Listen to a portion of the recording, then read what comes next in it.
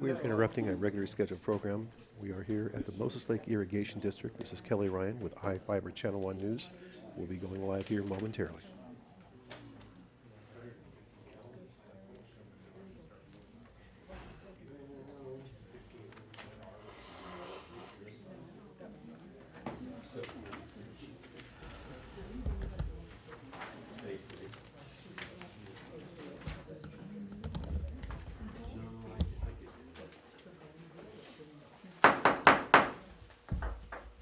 Let's go ahead and call the meeting to order. This will be the March 13th, 2012 meeting. The roll call would be noted that all three board members are here. And the meeting is being recorded. The lake elevation as of 6 p.m. this evening was 10:43 for your information. I would like to present at this time, we're working off two manuals again here, and I don't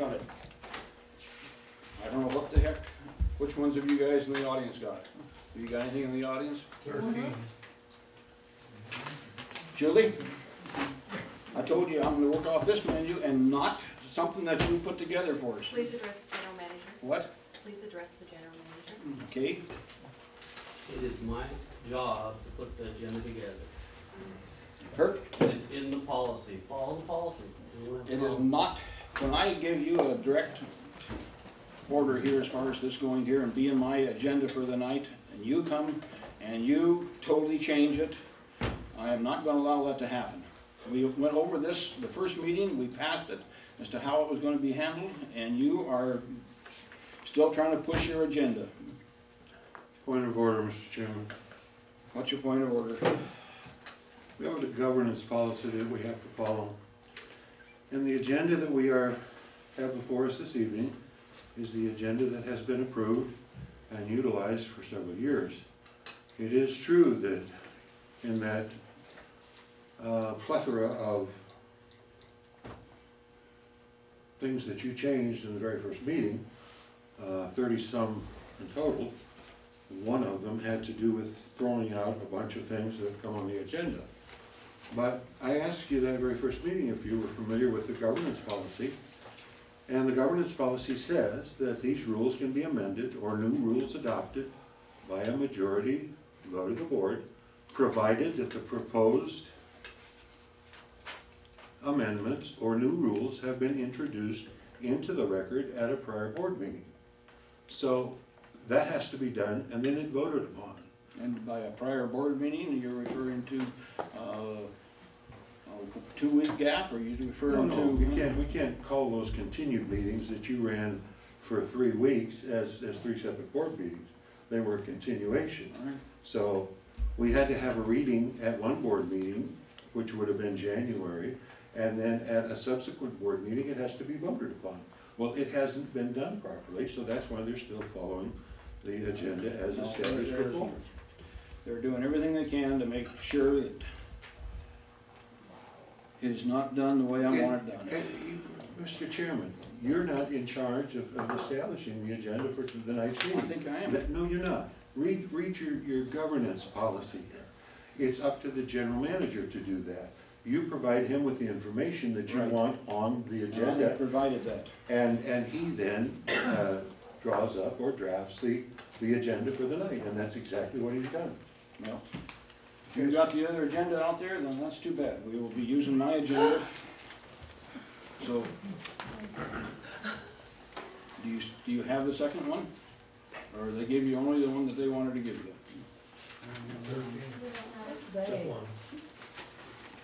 Oh, is this something we need to vote on tonight then, Mike? Is that what we gotta do? Well, we'll work on it a little later on, but this is the one I'm gonna follow. And, Well, no one else has that, I don't believe. well, then I Is guess, everything that Meg has asked for, is it in this agenda? Yes, it is. So it's just mixed around, is it? No, it's put not. in an order. Well, it certainly is. Have you looked at this one, Meg?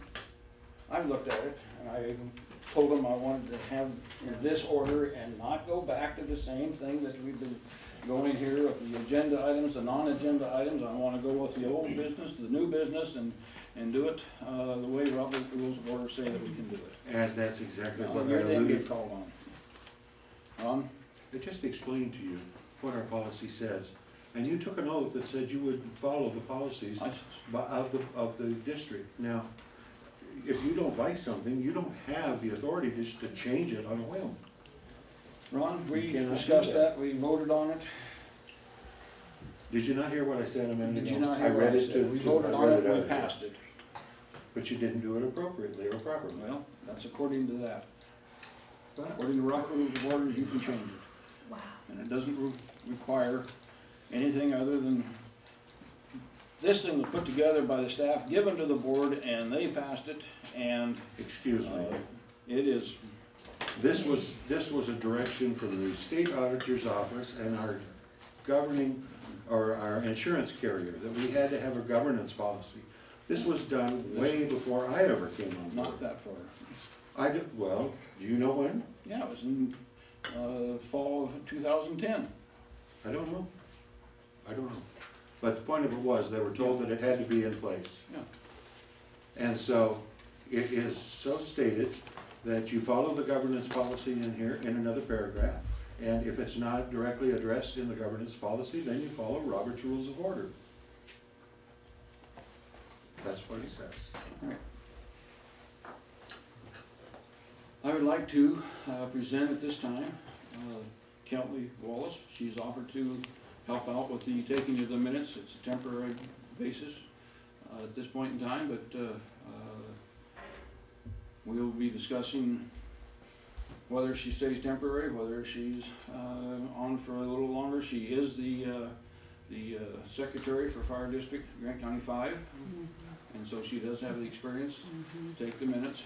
And Kelly, I just wanted to welcome you on board. And you will be working for the staff, as far as you'll be working for the board, not the staff. Sure. Thank you. And Good to have you on board. Thank you very much.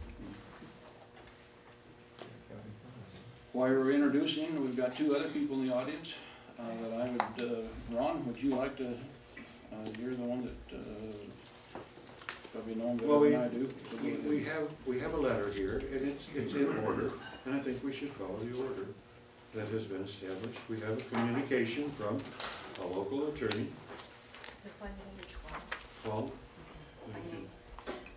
And I think you should read that communication, and then we will follow it up with a presentation from Mr. Zimmerman.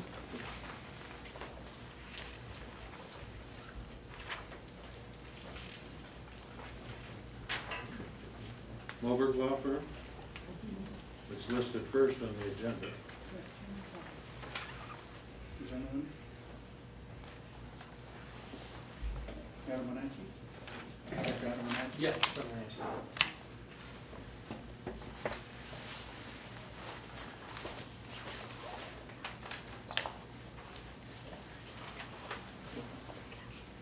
Chuck, if you'd like to at this point in time, go ahead and introduce yourself then, and tell us a little bit about yourself. Sure, be happy to. My name is Chuck Zimmerman, and I'm a senior partner with Ogden Murphy Wallace Law Firm with offices in Seattle and Wenatchee. And I've been practicing law in the state of Washington since 1983. And since 1985, I've devoted my practice to the primary purposes of representing government entities, government agencies, dealing with issues just like the issue that you just had before you, you know. If you want to change the bylaws, that's up to devoted any of the two of you to change the bylaws.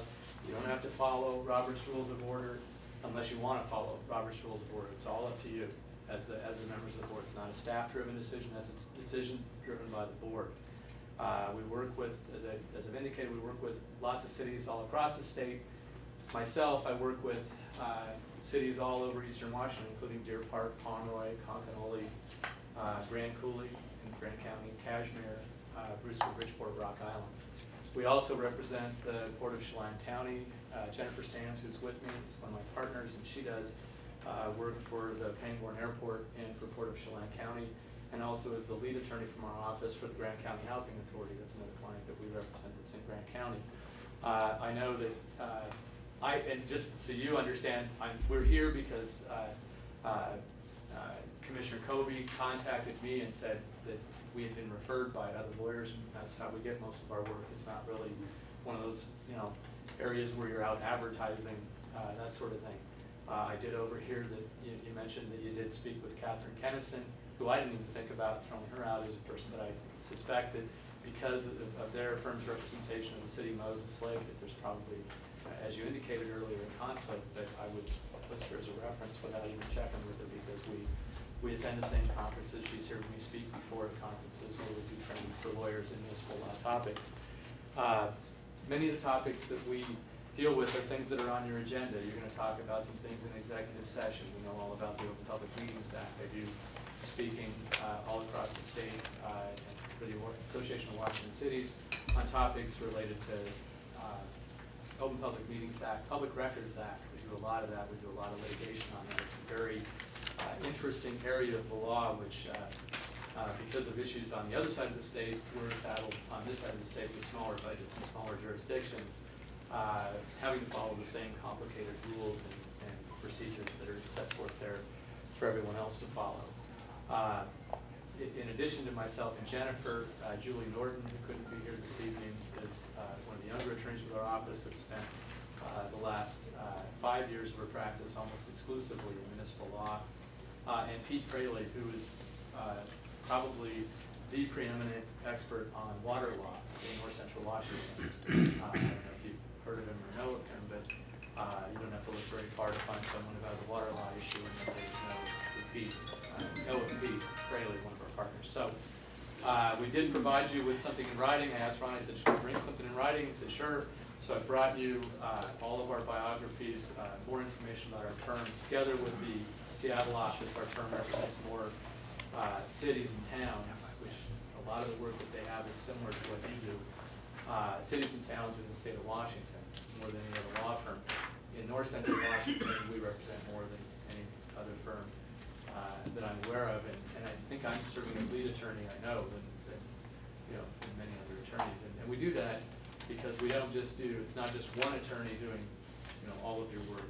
We have a group of attorneys where if you have an issue that has to do with Public Records Act, we probably have Julie Norton do that because we've kind of developed her into being the expert on that. As I indicated, if it's a water law issue, it would be Pete Fraley. If it's a governance issue, like the one that you were having here earlier, or in some of your attended meetings, would probably be me initially to help you through those discussions.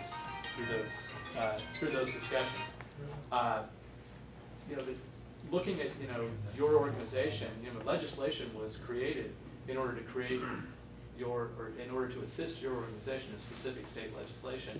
So you're very unique, and I'd like to stand here and say, we've represented 4 or 5 entities just like yours, but that's just not truthful. It's just, we represent Icicle Irrigation District. Well, Icicle Irrigation is further from what you do than many of the cities and towns that we represent would be, based on what I'm looking at your agenda and the things that you have that you're going to consider just this evening.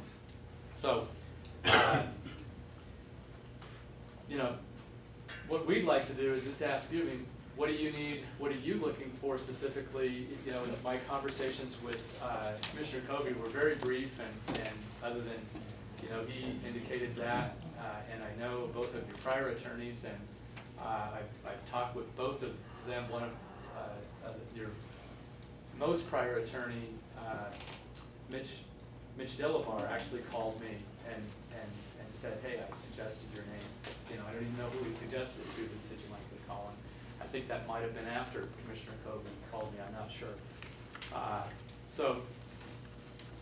This is what we do. There's a limited number of people that do it on a scale that we provide this service. There are other attorneys that might represent one town or one city, but in terms of government agencies, I'm not sure if there's any other firms, in this level of proximity, private law firms that have the expertise and the background and skills to be able to provide the service to you. And so,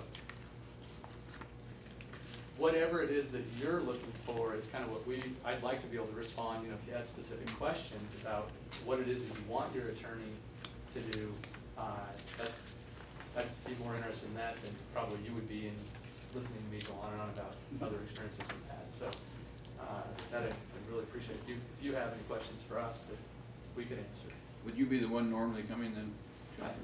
I would make it a point to try to be the one that's normally coming, particularly if we're gonna have governance type issues, because I've done a lot of presentations on that. I have some things that I might suggest that right away that we would do is, because, you know, that document that Commissioner Kobe's referring to, that can be completely rewritten by you. Any two of you can get that all squared away in whatever way you want it, you know, and that's what we do. I mean, I just wrote the bylaws for the hospital district in Leavenworth. And I will tell you that I'm sort of more isn't necessarily better, less is oftentimes, and I'm looking at the thickness on that, and I'm not sure what all is in there, but I'm sort of on a procedural level, the fewer procedures that you have, the easier it's going to be for you to govern yourselves, because you're not, you know, you're more or less community volunteers trying to do this. And so your expertise isn't necessarily in this, and so it doesn't really do a lot of good to have a lot of big rules that are very complicated to follow.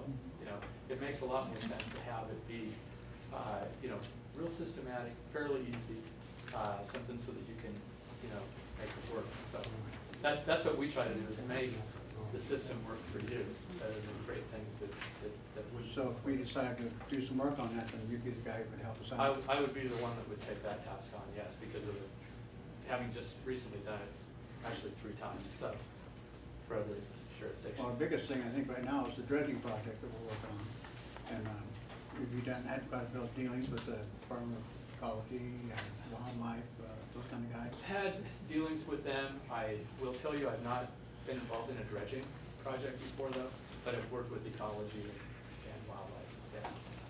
Chuck, could you explain to the other 2 directors here what you did to me with regard to your clients aren't just your clients, they are clients of the firm, as you kind of explained it, how you use other attorneys in your office to help through the process. Right, and that's what we do. I mean, we look at, it wouldn't do any good for, if it's something that's routine that you would want to have done, and it's something that's going to be done over time, we're probably going to look to the newer, lower priced lawyers to provide that service if it's available. But sometimes if the work flows through me, and that's what I would suggest initially, a lot of times it's like a phone call or 2, and then it's resolved, or a quick email. We're not going back reinventing the wheel. I don't have to look a lot of things up in order to be able to respond to what do you have to do on relative to the open public meetings. You know, how are we going to call this executive session? What do we have to label it under? You know, which statute applies? That sort of thing. It's, for better or worse, I mean, I've been doing it for over 25 years, and so I figured it out. So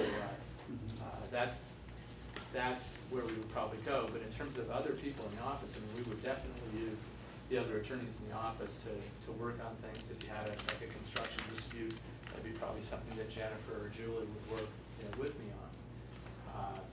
You know, obviously with the number of clients that we have, and I indicated that, you know, I have a presence in those many clients. You know, if I'm doing all of their work, it's just not possible. So it isn't that way. But by the same token, this isn't a bait and switch. Hi, I'm here to make this presentation, and this is the last time that you'll see me. That's not true either. It's Chuck, would you be available to come actually have an interview in 2 weeks? sure. Is that something that would be on where you could schedule it?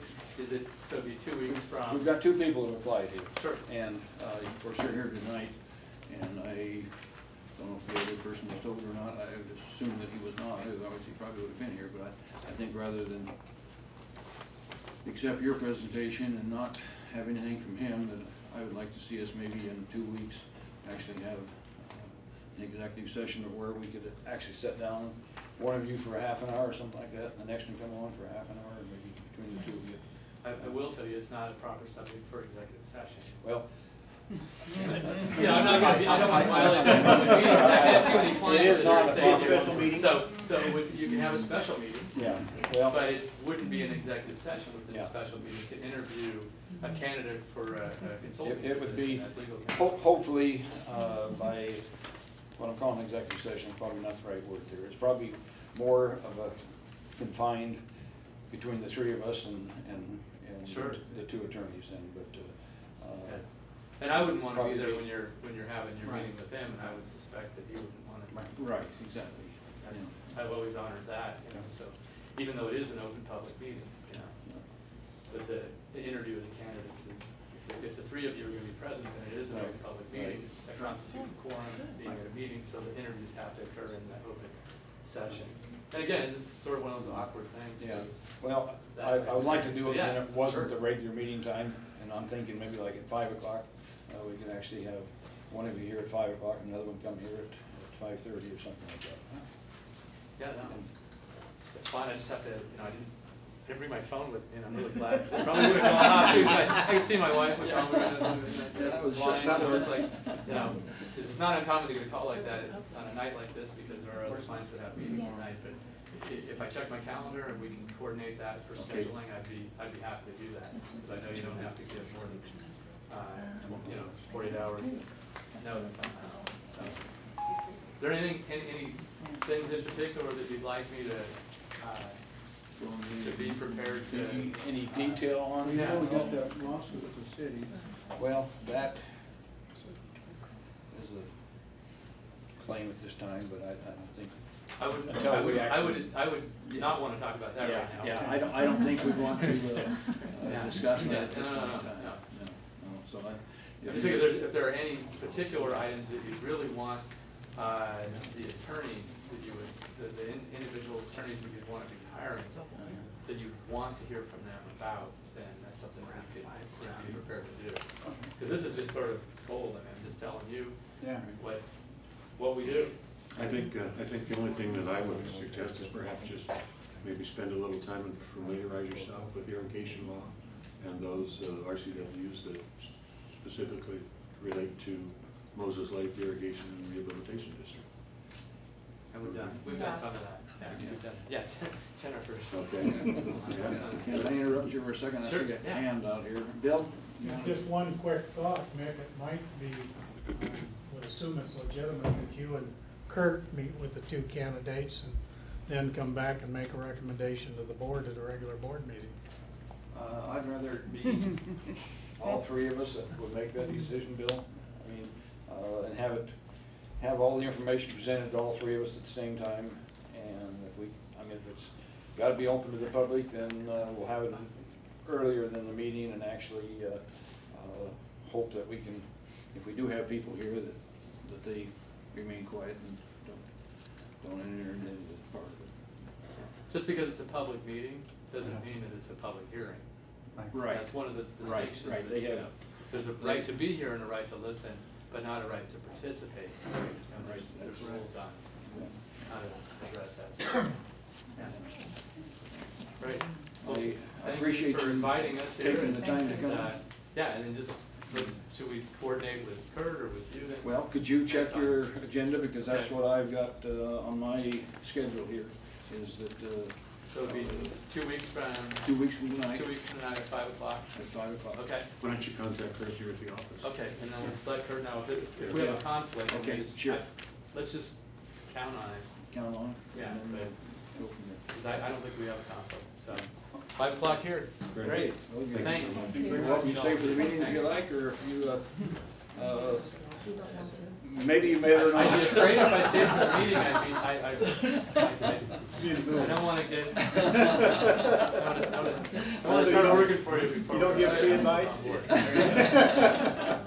Thank you, though. Appreciate Thank the you for invitation. stopping. Thank you. Yes. Thank you.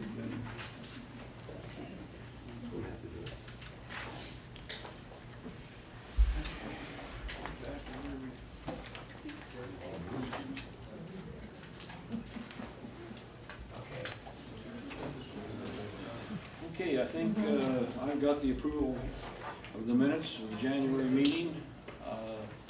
I don't know if you've all had a chance to go through them all yet. They were given to me yesterday, and You know, like I read through the minutes and there's a few things that I don't quite agree with.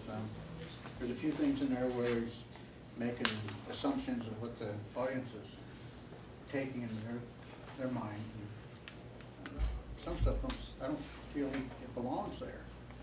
Well, I read through it, and here again, according to Robert's Rules of Order, you're supposed to take minutes that have to do with what was accomplished, and not just open discussion. What I see in the minutes, this is the minutes for the January meeting, and 75 pages long. And it is almost word for word of everything that was said in the audience.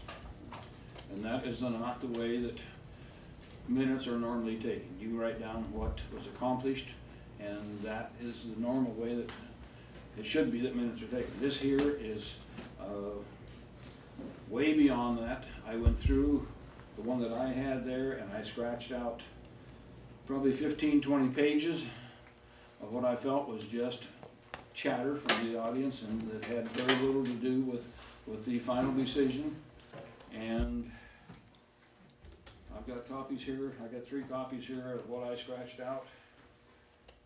Rich, you haven't seen them. I read mine. Ron, you haven't seen them. If you'd like, rather than approve the minutes for tonight, I'd be more than happy to share them with you and let you go ahead and see if you agree with me on it. But to sit here and approve that minutes and have to go through that kind of misery to get to any point along the way, I wouldn't wish that on anybody. Well, I think we have to act upon the same set of minutes, so if that's the case, then you provide us with whatever you got, and we'll have a chance to go through them. Well, do you wanna take time tonight to do it, or you got 75 pages? I don't think we got time, honestly. There's a lot to cover there. We Did will. I not understand you to say that you marked out a bunch of them and you brought 2 extra copies? Yes, I did. Well, I'm saying give Rich a copy and let myself have one. And we will have an opportunity to go through them before the next meeting and go from there. Is that good? Well, I got a copy. That's what I would recommend, is that we hold off approving the minutes, Okay. and you can go through here and look at what I've crossed off.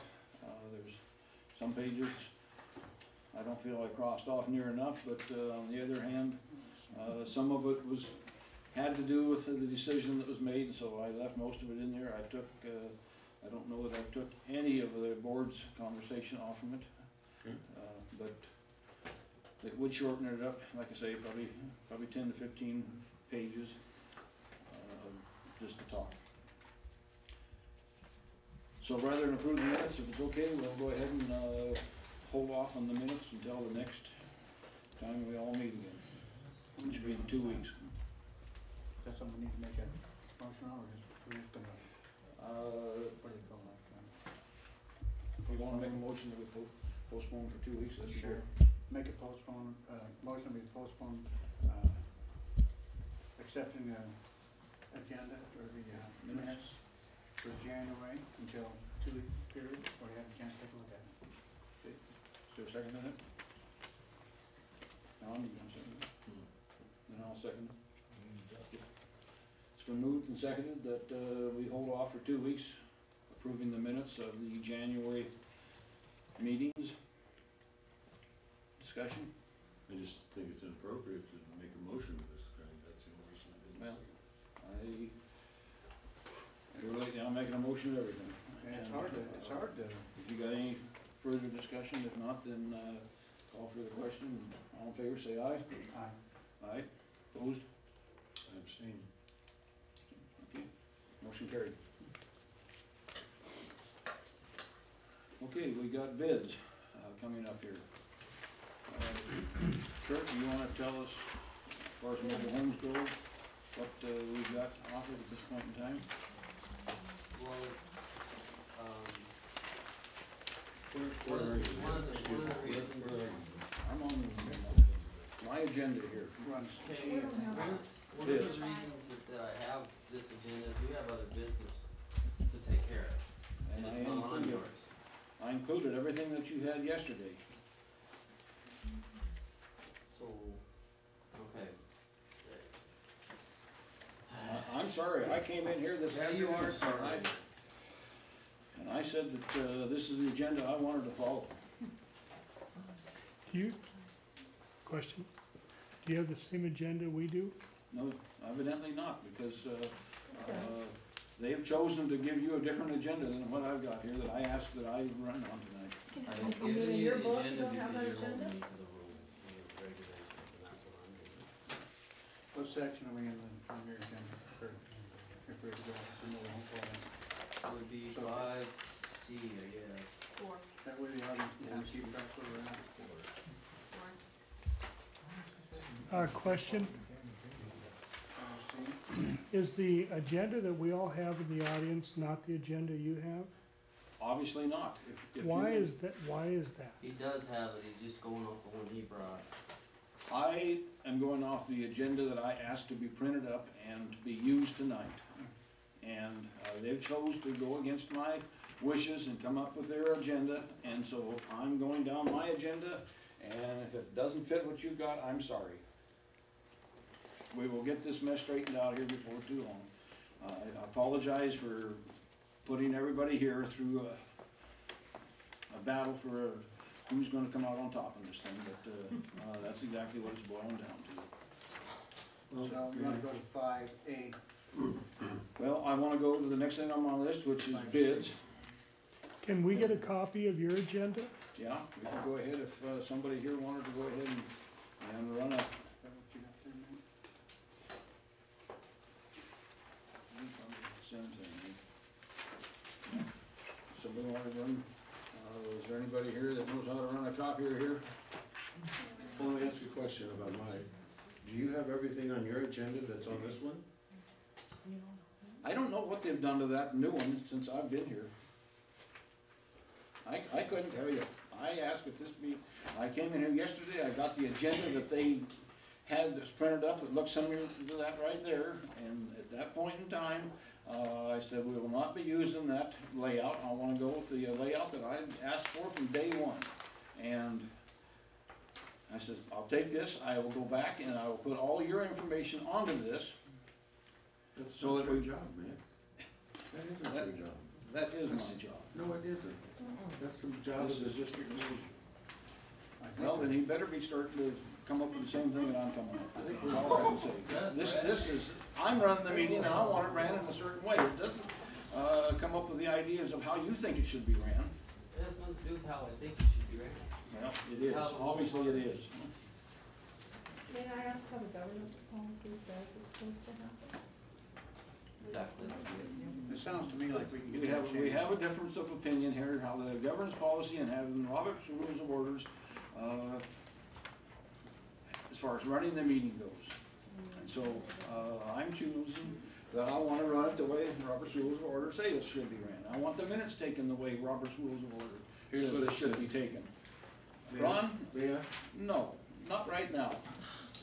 We've already been over that, and we've already made the motion and passed it, that we wanna run it this different direction here. So let's start coming out here, digging up your governance package.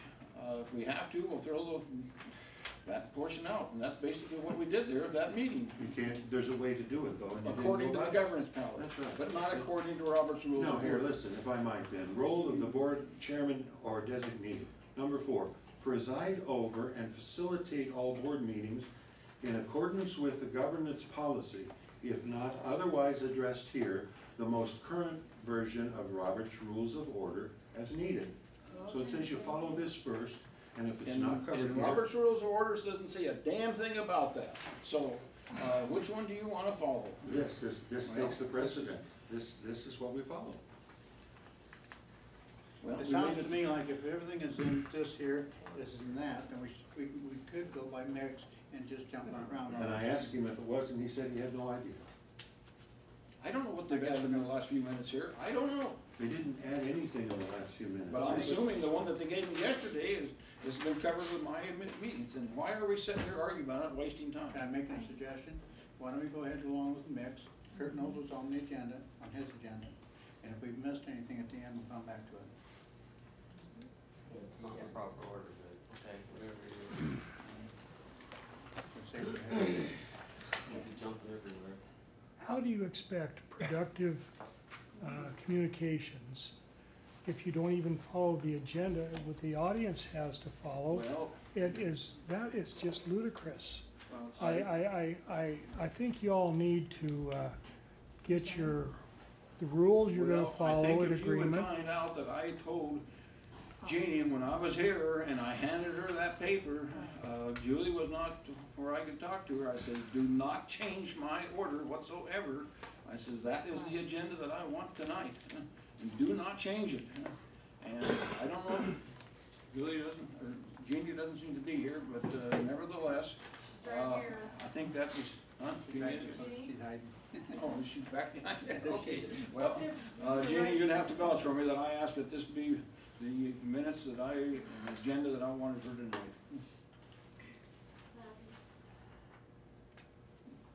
I didn't hear. Mr. Chairman, Julie? the draft of the agenda that I gave you yesterday incorporated your items of list in an order that if we go down this agenda that everyone has will be in a proper order for your budget approval. You wanna present budget, there's some things on here that need to be taken into consideration for your new amended budget. So when we did when Kurt and I did the agenda, we took that into consideration. Yours, I believe, has to amend the budget first, and then we have all these money things to talk about. So it seems like in an order that this is the way it would flow a little smoother. Okay, so Jeannie and I, excuse me, Jeannie and I answered to Kurt, okay, for things like this, okay? So. That's fine. Kurt's the one who's got his head on the line here, so, Maybe you do. so, anyway, the two items that we have coming up for bids here, the new mobile home and the used, Excuse me, but I guess I'm not politically correct, but this is the most train wreck meeting I've ever seen in my life. If y'all sit here and wanna participate in this, you all gotta, I don't get it. This is a big train wreck. This is a big train wreck. I've never seen a meeting run by a chairman like you are. It's a disgrace. Hey, guys. Sure, he has a chance to get out of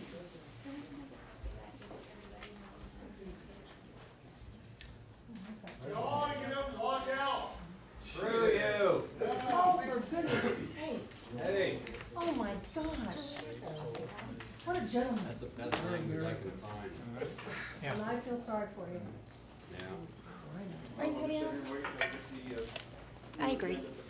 See you guys. Mr. Chairman, are you going to let this gentleman say things like that to members that are sitting in here? Is that your idea of a good conversation? I think we just have. I don't care, it's not tit for tat. You're either a gentleman or not a gentleman. This is the first. Come on, both of you. No more conversation, please. You let that go on Just pick. Let's just in front of ladies. hold off until, we get the new agenda here, and then we'll all have the agenda and we'll carry on from that point. I'd just like to ask one question. Who runs this show? The general manager or the board of directors? We are voted on by the public in order to help Kurt along, so I would say that the three of us are the ones that direct Kurt. So you guys run him. That's the way it ought to be. I was curious. I I've was never getting heard of a- confused. I've never heard of a directors that did. I never had either. I thought that's what you were hired for and that's what I That's would. exactly right. Okay. So we're making enough for the whole audience too, so Julie. To be more specific, Dick, if I might, the general manager does the day-to-day operations and oversees all activities of the district. Day-to-day operation. Day-to-day operations and all activities. Now, And he answers to the board. okay, and if the general manager wants a certain agenda on a particular meeting, and he does, the general manager, Okay? and does he set the agenda? Yes. To his particular liking, Yes. period, with no input? No, he gets input from everybody. He took Mick's information.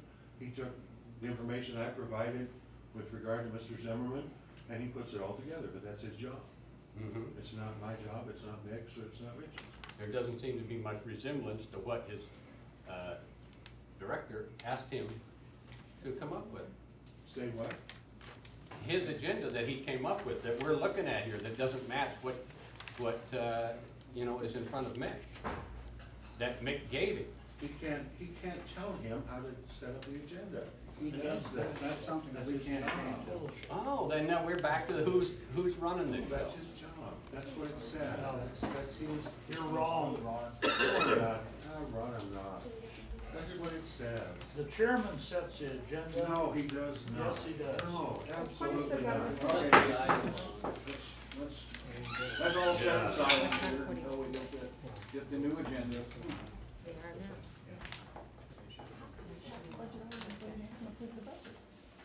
It just appears to me, being my first meeting, that total chaos is what you prefer. Who? Who's ever stirring this pot and keeping it going into a slurry rather than a direct line of thought. It doesn't appear to me you want to. I personally would like to see things run smoothly and in some semblance of order and according to some kind of rules and regulations. But we don't have that right now. Obviously not. And I would think that you would be able to accomplish that in 3 months. Well, I have just a general comment, not when you have a chairman who refuses to read the governance policies and abide by them.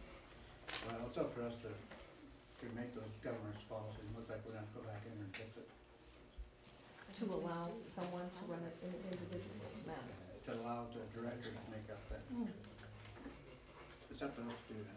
Remember when I asked you, Erwin, if you were gonna second everything Mr. Hansen No, made? I And you don't said second. yes. You said yes. He said yes.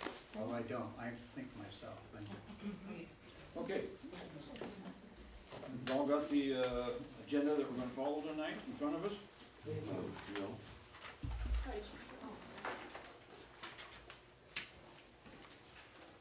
Thank you.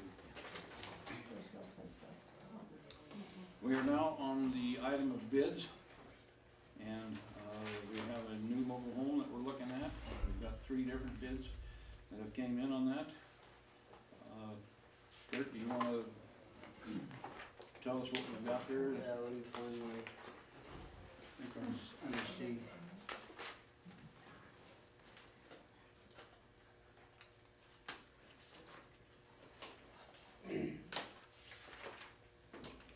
As General Manager, Moses Lake Irrigation District, I'm respectfully submitting staff report to the Board of Directors in written form here. Staff has reviewed quotes provided by Valley Quality Homes Incorporated, McCullough Home Center, and Tri-Cities Home Center. McCullough Home Center and Tri-Cities Home Center are both Marlette homes and can be considered comparables. Valley Quality Inc.'s home style 2806 differs in square footage, no covered deck, no air conditioning, no dishwasher, siding would have to be upgraded, no sliding door, no den, therefore would not qualify as a comparison quote. In order to consider it a comparable quote, the upgrades would make the price $103,007 plus tax. Staff's recommendation, therefore, I will have to recommend going to a bid process.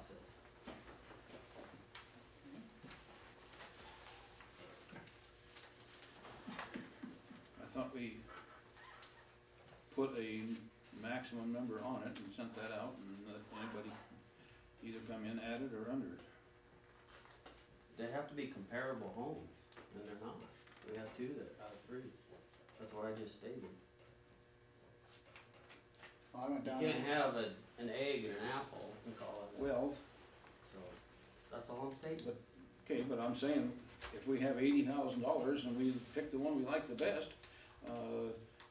has staff made a recommendation on which one out of the 80,000 they like the best? Well, we have to have 3 of them, don't we? You have to have 3, and 2 of them are identical. So, 2 of them are identical. No, they're both, yeah, they're both, McCullough and Tri-Cities Homes are the same brand. They're the same home. Same brand, but, they're from different companies. the way I understand it, and I'm the one that asked for the Tri-City bid, but the way I understand it, is that it is not a comparable home. One is a minimum quality type. I didn't know Marlette even had different calibers of, but one is economical model, and the other one is actually a high quality one. And so, their two prices are almost real close to the same numbers, but He sent us another one that's identical. Prices are within 15,000, I believe. Higher or lower? The local one, 1,500, where is it at? 1,500. The local one is $1,500 higher. and so where's he at for price, total price?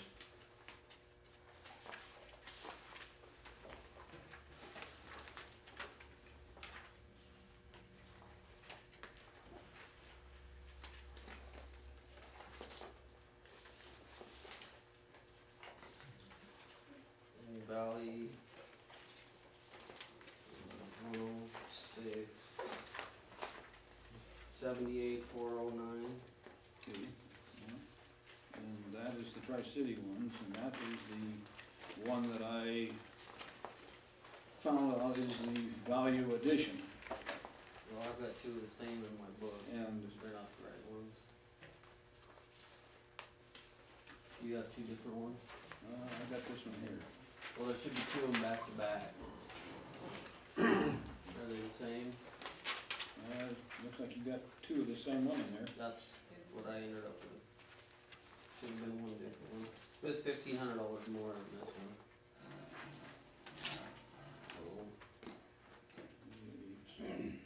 So he's right at 80,000 there. yeah.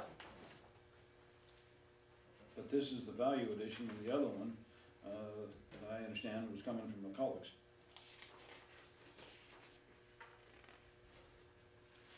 And that's the value. It was 79,909. Okay, all right, here we are here. And this is supposedly a much higher quality. I asked them what the difference was, and they said that the floor joists, for one thing, were on 24-inch centers on the one value Marlette, which I never heard of Marlette ever making such a disastrous floor setup in my life. But the other two, the one from McCulloch and the one from Value, sounded like quality-wise they were pretty close, but not price-wise when you start looking at the number of square feet. Valley, like I said, they aren't even comparable. For square feet for the Square foot for the dollar. options, Yeah, Yeah. the stuff on top, not even yeah. close. Yeah, Didn't have air conditioning, and they said they were over 100,000 on there to get it to be a comparison. I stopped in and talked to the guy here a week or so ago, just curious to see what he was showing. And he was saying something to the effect of getting a lot unit or something out of Spokane to be able to get it cheaper. But I don't know that he that's actually what Valley. Yeah, Yeah, he was supposed to be able to save like $3,000, I think.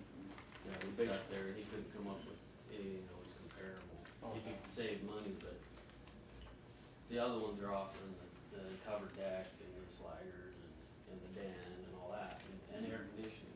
Valley wasn't in their price. Okay. So by the time you added everything to compare them, it was out of, he was just up. it was, yeah, 103,000. So in order to get it Plus to the tax. $80,000, we'd have to go with an even smaller motor home, right? Mobile Yeah, and home. it wouldn't be a comparable one thing. Okay, so, okay. Well, I mean, we're going on comparisons, correct? And we've set us up with a budget at $80,000, and if we got a comparable motorhome that's mobile home that's too expensive, and that's where our budget's set, I mean, that's what we gotta go with, I mean.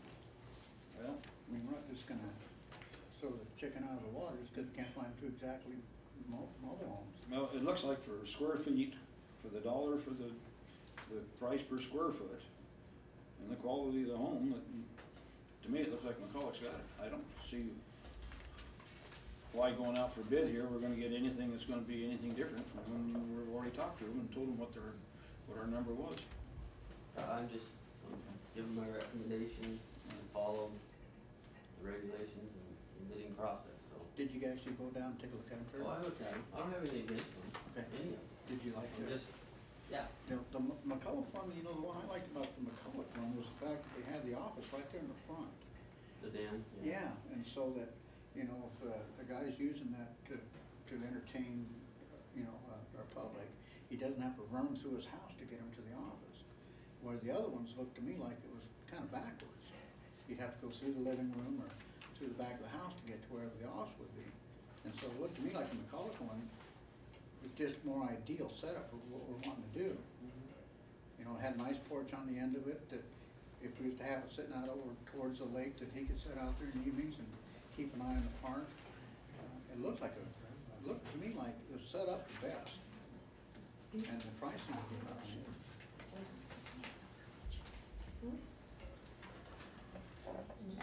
Yeah, you get your. So now, maybe Kurt can answer this. Were you guys able to do a benefit to cost analysis on this? When this, I understand what you're spending it on, but when is that gonna be, when will that pay back after spending all that? The idea is to keep the park open a lot longer hours and actually have somebody living there and get away from the security problem that we have right now. The number of hours it takes, and you're still not covering the hours that it's actually open. There's a lot of factors. If we had somebody living there, that would probably save us quite a bit of money in the long run, and not only save us money, but also keep that park open. Doesn't that, how does that generate more income though? I mean, how does that generate, Well, maybe I'm not seeing it, I'm sorry. Well, when you've got two people hired to go out here and take care of that park, and they're not taking that many hours of it, and it's not open early enough in the year, and it's closing down earlier in the fall, this is, if you tried to keep it open that much, then you definitely see the value of having. But you it did open. do a benefit to cost ratio, Oh, what it cost for the two guys. Yeah, we figured it'll pay for itself in about 2 years. And that's including the salary you're gonna pay a guy to live there? Well, that'll be very minimum. But And still you gotta that's remember not- that the salary's gonna include the rent for free, utilities, all that paid, so the salary we're gonna offer him is gonna be pretty small, but the benefits are gonna make. But even if it's $1,000 a month, that's $12,000 a year. Ron had his hand up here. Oh. Well, this may seem rather silly to you, but we, first of all, we don't have the proper zoning at the park to put them in a mobile home. We don't have a potable well to supply water to a mobile home. We don't have a septic system that meets county standards to put in a mobile home. I ask myself, why are we buying a mobile home before we're ready to actually put one out there? This makes no sense to me. Well, Tying up $80,000 to let a mobile home sit down here on McCulloch's lot for the next 6, 8, 10 months, whatever it takes to get the zoning and the well and the sewer system up to code. yeah. It makes no sense to me. Well, Ron, this is not gonna be put together and delivered overnight. They gotta turn the order in, and it's gotta be made, and so we're probably 3 months out from even having a mobile home that will set on the lot. And how long are we from getting the things that I just mentioned taken care of? Well, I'm hoping that if we've got started with our well permits, it was like 120 days, they figured that they should have something happening there. We put money in the budget to take care of that. So, Kurt, do you have any idea where we stand on this? Yeah, it's further in the agenda, but they submitted everything on Friday. We're 90 days out on that from the full process, and we can't put any pipe in the ground until that is approved. So we're a minimum of 90 days from approval. So then we put pipe in the ground for the well, or the sewer system? or Yeah, what? there's a process for the, that's just for the water. Just for water? Yeah. And Then all the pipe has to be installed properly and tested and all that before it can be put in. What do you and anticipate? we have no, doing? we have no zoning, we haven't taken or addressed that problem yet at all. Well, you gotta have Water and sewer before you building can. plans, engineer plans, you gotta have the septic engineered, there's other things that have to take place. I guess my question is, why are we having to do this right now when you've got our budget limited to the point that we can't even buy toilet paper to outfit the restrooms here? We're losing our big, what do they call them? The garbage dumpsters out at the park. You know, we can't pay for that yet. I just don't understand why you're doing this. well, Ron, like I say, we're probably 3 to 4 months out on this thing, and I think by that time it should all start coming together, and maybe we can get somebody on board, and I don't see where the sewer permit and any of that should be taking that long of a period of time, so probably the water is gonna be the biggest issue we have, and that sounds like it's gonna make pretty close. So anyway, The thing is, let me go ahead and talk just a second. Kelly Ryan, Channel 1 News. Just a quick question. The cost analysis that was done on this, who did those cost analysis? The general manager or? I've done most of it myself, as far as looking at how much we'd be paying somebody. As far as turning it over to staff, no, I haven't done that. No, we've not been provided with any information. Can Channel 1 obtain a copy of this cost analysis? No, I don't have a copy of it. It was done, but that's, as far as having a copy of it, no, I don't have a copy. So there is no cost analysis in the records or anything like that? No, none at all. Well, then it probably wasn't done. Rich, what's your? well, my thinking on this whole thing is if we jump on this thing ahead of time, Kurt's already said it'd be about 90 days before we get the water permits and stuff. I'm assuming it would take more than about a month or so to get everything put in the ground, and the other permit's ready to go. So if we're 4 months out, we could probably put it off till the last minute, and then go another 6 or 4 or 5 months after that. But by the time we do that, the season's halfway over. And so it seems to me the quicker we get on this and at least get the ball rolling, we know there's gonna be some glitches along the way. I think we just kinda gotta proceed as quickly as we can, get this going, so we can get this park opened up and let our people enjoy it. In the form of a motion, or? Yeah, I think we should. I think we need to get it done. So I'd like to make a motion, we make a decision on this. We gotta make a decision on this. Going with Motor home service, yeah. Okay. And I like the McCulloch. All right, you wanna make a motion? Ron, have you had a chance to look at it? No, I'm waiting I'm waiting to get information, and I'm not been provided with anything.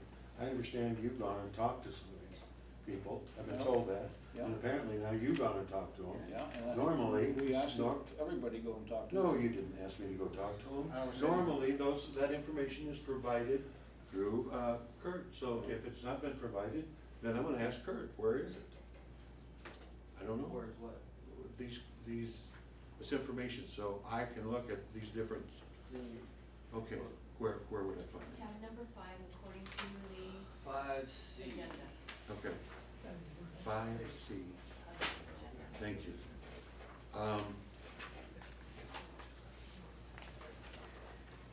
My second question is, if we do not have 3 comps, how can we purchase off of just 2?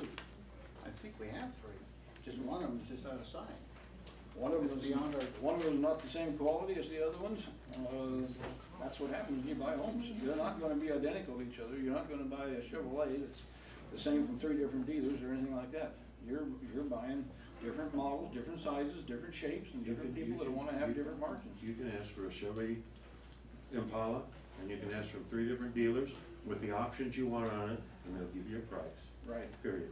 right. Yeah, We're we've not- got 2 of those. We're not asking for a Chevy Impala, we're asking for a Chevy and a Buick and a Dodge.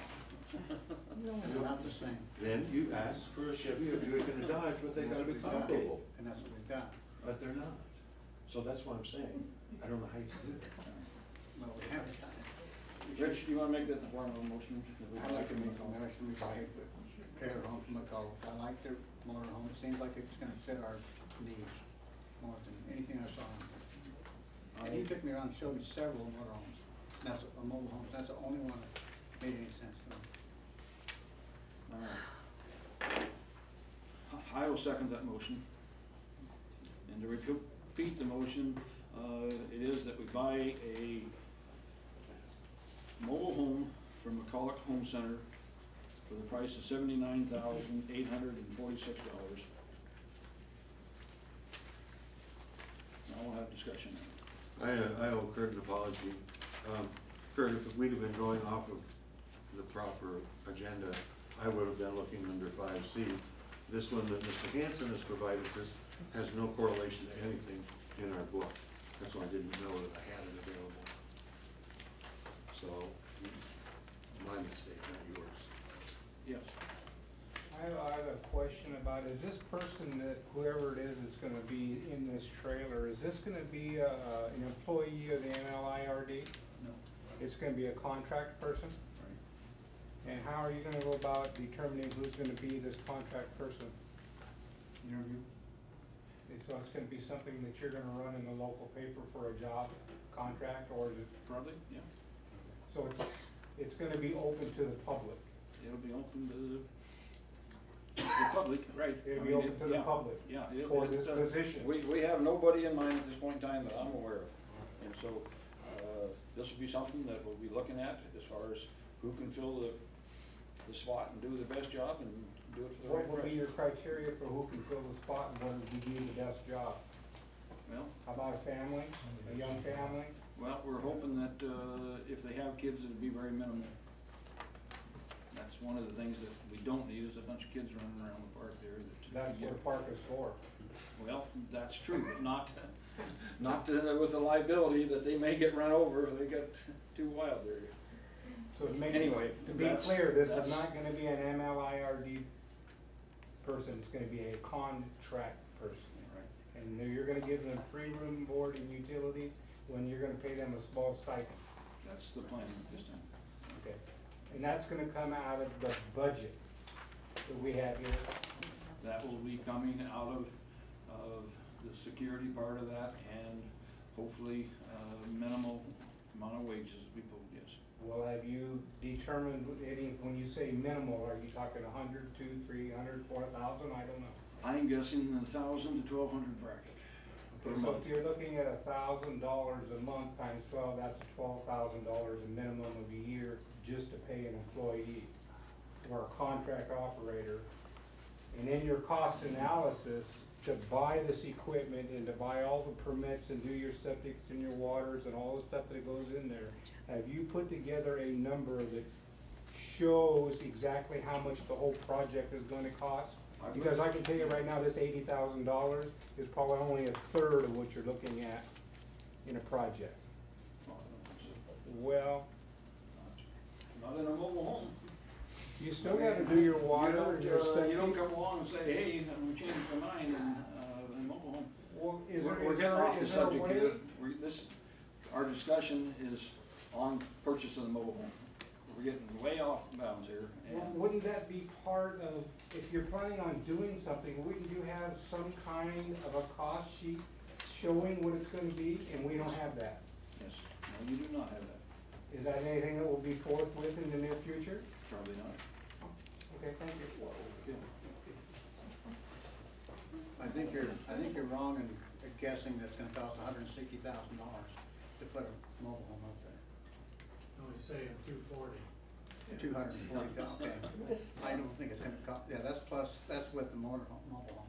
But he's saying just to put it in there, it's gonna cost $160,000. I just can't see that happening.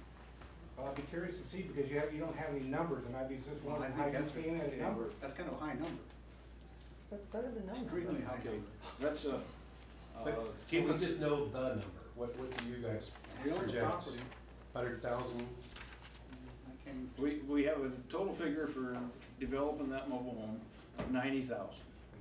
And we had, All the costs, engineering, well, we're not Permits. considering the water coming down the hill and the well and all that stuff. But, to take from the water that's coming down the hill or bringing it back up the hill, plus the sewer system, plus a slab to pour it on, we're looking at 90,000 total for that package. Yes, that's what's budgeted. so do these two staff members that work the extra hours cost you $50,000 a year? I'm guessing that they probably cost us every bit of it. You don't have two people that work, Just shifts. doing that part of the job, That's a 50,000. guess. well, In other words, you're getting ready to make a vote, Mr. Archer, are you, because you haven't seen anything either, right? As far as a projection on what the costs and cost savings are, you're getting ready to make a vote. Are you ready to make a vote without really knowing what those costs are? yeah. Just based on what, sir? If you don't Well, mind the me fact asking. that I know that the helper hiring down right now is costing us quite a bit of money. And What, I've never what? been- How much? Well, we could ask her. But What does it cost us for a temporary help out? Temporary. Just off your head. For the temporary help, I'm guessing about 25,000 for the team camp. Okay. So that's 3 years That's at one least for the season. temporary. No, That's that's not the total. He's talking about the temporary help. Right. What about the help that we carry all year round that's, has no other job besides working down there in the park? How much does that cost us? We don't have anybody that has no other job. So we've got 6 people in the office right now, and that's, none of them works down in the park? That's not the only thing they do, is work in the park, is what I'm saying. Well, They do everything. yeah. They rotate over everything we do year round. Okay. No, well, it will relieve us some, Kurt's other employees too, to do things that they're more suited to be doing instead of babysitting the park. No further discussion. We'll call for the question, and the vote is on the mobile home for $80,000 from McCulloch Sales. All in favor, say aye. Aye. Aye. Ron, nay or yea? Well, that's for no. No? I vote no. Okay. 2 yes, 1 no. Motion carried. Okay, the second item on the bid item, we have a used 980G front end loader. On this particular machine, I want to come up front and say that I will not be voting on this item. I have a relation that works for Western States, and I do not feel there's a conflict of interest, but it appears that there could be a conflict of interest there, so I will not be voting on this. So it's up to the two of you here to hopefully come up with some kind of decision. I will open it up this time. I'd like to ask Kurt a couple questions. Kurt, did you get to go to Spokane and take a look at it? Yeah, would you let me read mine? Sure. Staff has inspected the used 2001 980G cat loader, which actually is a 1997, located in Western States, Cat, Spokane, Washington. The loader has 12,000 hours.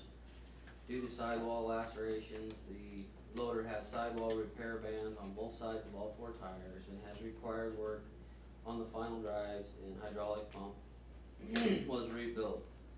CAT recommends all major components be rebuilt at 12,000 hours. The 9080G loader fuel consumption rates, according to Western States, is 10 to 13 gallons per hour depending on use. This equates to over $2,000 of fuel for 40 hours of operation. This equates to almost 4 times the cost of operating our current loader, the 924G, which is 0.9 to 3.9 gallons per hour depending on the use. Staff recommendation, the referenced loader quote would not be considered valid because the year on the quote is for a 2001 machine, misrepresenting the actual year of the loader, which is a 1997.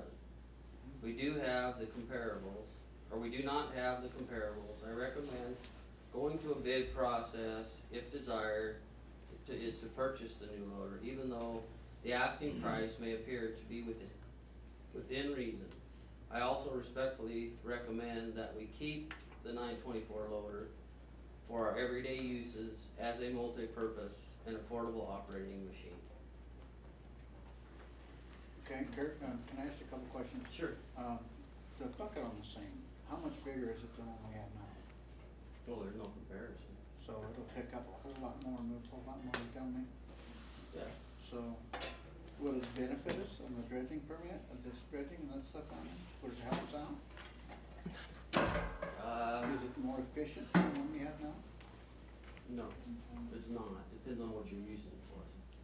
Okay, so. We can't afford to fire this one up. We use the other one as a park and multi-purpose uses. Okay.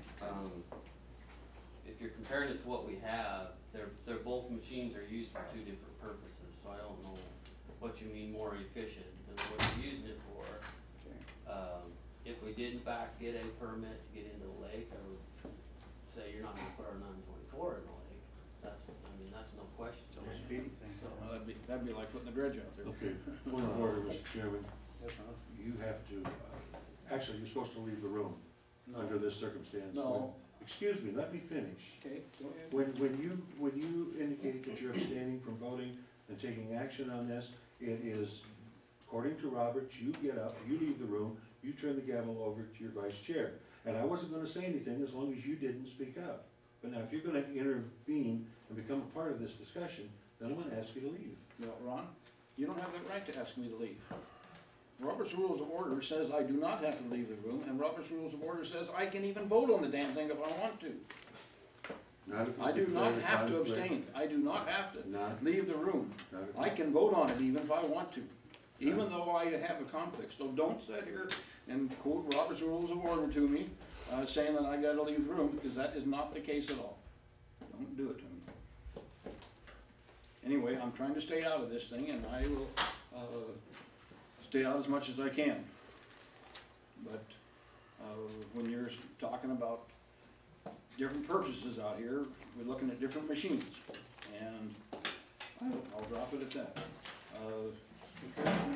Back to what we're talking about. On this phone, on this loader now, so you're thinking that we should buy this thing outright instead of, and not turn in the other order? Is that what you're thinking? That would be my recommendation. Okay. Is there any other piece of equipment that maybe we could turn in on trade that we're not really using? Say Well, that. that we're not really using. I mean, We use all of it. I'm asking. Currently, last couple months, I don't know what we're using, but we use all of our equipment in general I operation. know we've got like a roller or some kind of thing down there. I'm not sure how much use we got out of that. Quite a bit. Have we? Some Marokas, are we gonna be upgrading those too? I don't know, we bought those are mud machines, I don't know. You're asking me questions that should have been answered before we got to this point, so. Well, now, if we buy this piece of equipment, will the Marokas be, needed? As If far we as do, I if we do would get say out, yes. if we do get out in the mud? I would say yes. Okay, so, why would we need the Marokas if we've got a machine that'll pick it up, take it out to the edge of the thing and put it in the truck anyway, right? Or are you thinking you load the Marokas up with that bucket and then, You're gonna haul everything with the loader, clear out of the lake? It doesn't make sense. how many buckets, how many Maroka, how quick will that thing fill up a Maroka? One dump, two dumps? Probably one, two, those probably one. One dump. So, how fast will those things go? Those Marokas? What's our top About speed? 8-10 miles an hour. So, and that's empty, right? No, it doesn't change. Okay, so, I'm trying to think how this is gonna work. If we got tractors sitting out in the lake trying to do work and it's waiting 20, 30 minutes between runs, We got 3 Marukas. you have three? Yeah. So, what's turnaround time, do you think? Just, I don't know, I haven't ran numbers on it. I haven't been doing the design work on this portion of it, I haven't looked at any numbers on it. You're asking me blind. okay, understand. Let me, if I might, Sure. add a little bit here. This, in doing some checking, this 980G loader is too big and too heavy to use out at the park. It can't be used on our asphalt, it can't be used on the grass. That's why Kurt says we've got to keep the 924 loader in order to do projects out at the park. It works for the parks, it pulls docks, it pulls logs, installing log booms, it moves the dumpsters, handling the supplies. General uses can be driven on asphalt, grass without damage. This new loader uses 12 to 17 gallons of fuel an hour. If you stop and figure that out, you're talking about several $1,000s worth of fuel just for a 40-hour work week. You're talking about the possibility of using it to do this dry work in the lake, and we don't have any idea whether that's going to be allowed on this third attempt. It's been denied the first 2 times, and so a third attempt through the permitting process is going to be asked for. That's gonna take anywhere from 18 to 24 months minimum. So again, this is putting the cart way before the horse. We don't need this loader at this time. And to spend this kind of money when it's got 12,000 hours on it. Caterpillar recommends major rebuilds between 12 and 14,000 hours, and I'm talking about engine, transmission, and hydraulics. So, and plus all new tires on the thing. I think it's a bad investment, and I would not like to see us spend that kind of money at this particular time when we don't know that we're even going to be able to use it. Have you looked at it, Kurt? You went out and looked at it? Yeah, we were out. What's your personal opinion? What do you think of it? Is it a nice equipment? I mean, as long as the county knows they well, they took good care of it. I get, you know, I don't have anything, for the use in the lake, the thing that scare me is if you have a major component go out in the lake, you're craning it out of there, and you have a hydraulic, any kind of hydraulic leak while you're in there, we're done, we can't get back in the lake ever again. So those are my concerns as far as operating and managing. Is it look like it's, you know, I mean, yeah, it looks like a fair value. Is it something that I see we need at this moment? No, my big you know, my recommendation is going to go bid because we don't have any comparable. You know, the only ones we got one machine that's 3 years difference, in age, and it's got 32,000 hours on it, so there's no comparison on that machine, and we don't have any other comps. Now, is that because the machine is so clean or whatever? I don't know, but we don't have the comps that you know, we need 3, we don't have any. So nobody in the whole United States has got anything that they can give us a bid on? We've been looking, and everything that's been submitted isn't. Rich, normally when an organization or a body like this needs equipment to operate, that request will come from staff through the general manager to the board, and the board then sees that we try to provide our staff with the equipment to do the job that needs to be done. Here, this board is directing staff to go buy this thing because the board seems to think that that's what we should do. And I think it's just backwards. You know, the request is not being made by staff at this point. It's not necessary. So I don't see why we're gonna spend $109,000 for this thing, especially when in a relatively short period of time, we're gonna have to do all this upgrading and rebuilding. It just doesn't make sense to me.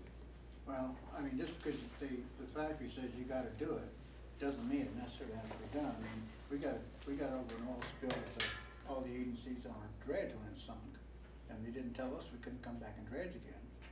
I mean, we got through that. And we spilled diesel fuel in the lake out there, and we still managed to clean it up. I don't know about that, but I'm just saying. Just to say that, Request you know, a leak could give us a problem, yeah, it could, but, I mean, we've already proven that we'll take care of it. I'm not talking about the leak. I'm talking about, we're trying to tell staff what to buy or what they need to do a job that they're not even requesting the equipment for. I mean, it's just backwards. Bill, could I call on you? You had a chance to go take a look at it, didn't you? I did. Can you give us any input on what your feeling is? I mean, I would trust your opinion as far as equipment goes, and I would hope that maybe they would as well. But. Well, I guess number one, if you were looking for a machine of that size, that's probably as good a buy as you're gonna find in the country. I mean, there's no issue. It's a machine that has had virtually no damage. It looks like it's not been used hard. I suspect that many of those major components have already been done or have been tested. Counties and states are notorious for using equipment lightly and taking excellent care of it. You would take that same machine in a rock plant or something like that, you know, it would be like the 32,000 hour machine. These, it appeared the pins and bushings were all new. The machine was exceptionally tight, it ran good, there's new hoses on many of it. I won't argue about the tires, but they're caps, but they'll go forever. Can I make a correction here, because I know different. Yeah. The tires are not capped, but they have sidewall protectors on them. Okay. And to look at them, you'd think they are caps, but they crack, and that's part of their life, is the fact that they do crack. On a radial tire, they will crack, but they could be tore off, and the tires would have no sidewall damage to them. Got a lot of hours left on them. They're 70%, I suppose.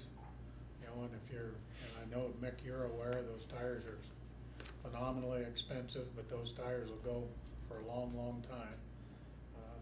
If you're looking for that size of machine, that's as good a machine as you're gonna find. And, you know, regardless of what Kat says, I'm not trying to say I know more, but, you know, they're talking about recommending the type of overhauls you're mentioning when you have a machine that's used in construction projects, and counties just don't do that.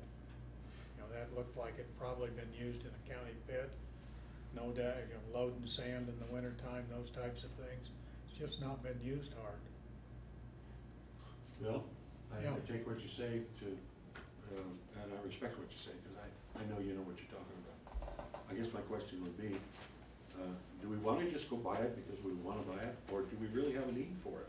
That's where my question is. That's your guys' decision, not mine. You know, I simply am telling you, if you want a machine that size, that's a good one.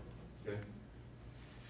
I never did hear, what yardage is your loader as compared to this loader? What's the bucket yardage?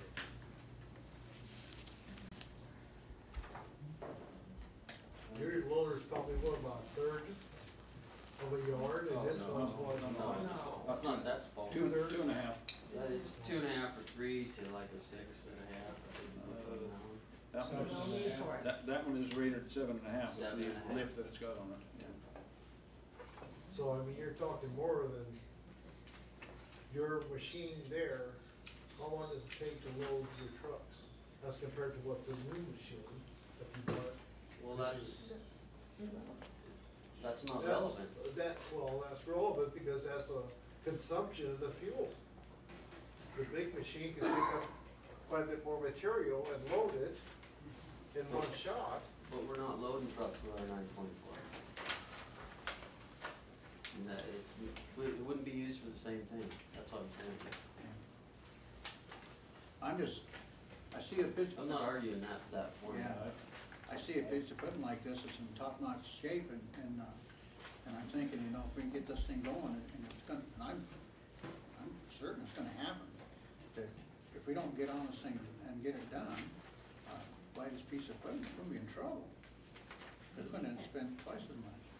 What happens if you don't get the permits? You're gonna sell that piece of machine and I guess so. get rid of everything else, and you're gonna cripple the budget waiting for this permit with $100,000 piece of When- equipment. When we start sending off the pile that we've got now, or the pile that we end up with from the dredge, taking it from the holding pond and moving it over to the pile, and then taking it from the pile and loading it into trucks, I would hope that we have something larger than a 2.5-yard rig to actually load trucks out. But do you have permits to do that? That's all I'm asking. Do you Yeah, have the permits? it has a dual purpose here. No, do you have the permits to do it? Well, of course not. We don't have permits to go out and dredge right now. Yeah, we do. Yes, we do. We do. They are, We most certainly do. your Fish and Wildlife permit actually runs out in March. It's been renewed. I told you that last meeting. Mm-hmm. We got the HP. Well, you did get a new one? Okay. It was just a matter of renewing it for 5 years. That was just a, Okay, No, I thought they did it 1 year at a time. no, the first year's for 1 year and then it's for 5 years. And even if we are stuck with just the dredging part of it, as it sits, have them go back to that, wouldn't this piece of equipment really benefit us? I mean, won't we be able to get rid of that big pile of stuff down there on our own without having to hire someone to come in and do it? I mean, if we gotta We're go. not gonna- we get that kind of material, we can't haul it ourselves. They're gonna bid that out and they're gonna have to load it. We can't load their trucks. It's too much liability. So, Well, I think we're discussing something here. I do know that, if we don't take this loader, it's gonna be gone after tomorrow. But, don't wanna get into discussion, but, we will be probably buying a larger loader before the end of the year here. And, whether it's this one or some other piece that comes up, next time I'll be able to vote on it, and my guess is that we won't luck out twice. But anyway, I don't wanna get into the discussion. Bill? Probably just one more comment. The appearance of what I see with the dredging is that the bottleneck is the settling ponds. And what really needs to happen is that sludge needs to be pumped, whether it's a mile or 2 miles, whatever it is. There's at least 2 pits that it could go to. And if you were to do that and have the dredge running wide open 24/7, well, you'd move a lot of material. And if you do that, which to me would be the smart thing, then a loader like this would be almost invaluable for moving the stuff out. I think it's the same thing. It seems to me that whether we use the dredge or whether we go out on the lake and do it, this loader's gonna be benefit to us. Cause Kurt is confident that even if it has, even if they have to go back to the dredge again, and he's pretty much told us from time to time that he thinks that we're gonna be taking the material out of the lake. And if that material comes up on the shore, we gotta move it, and the equipment we have now is not gonna do that.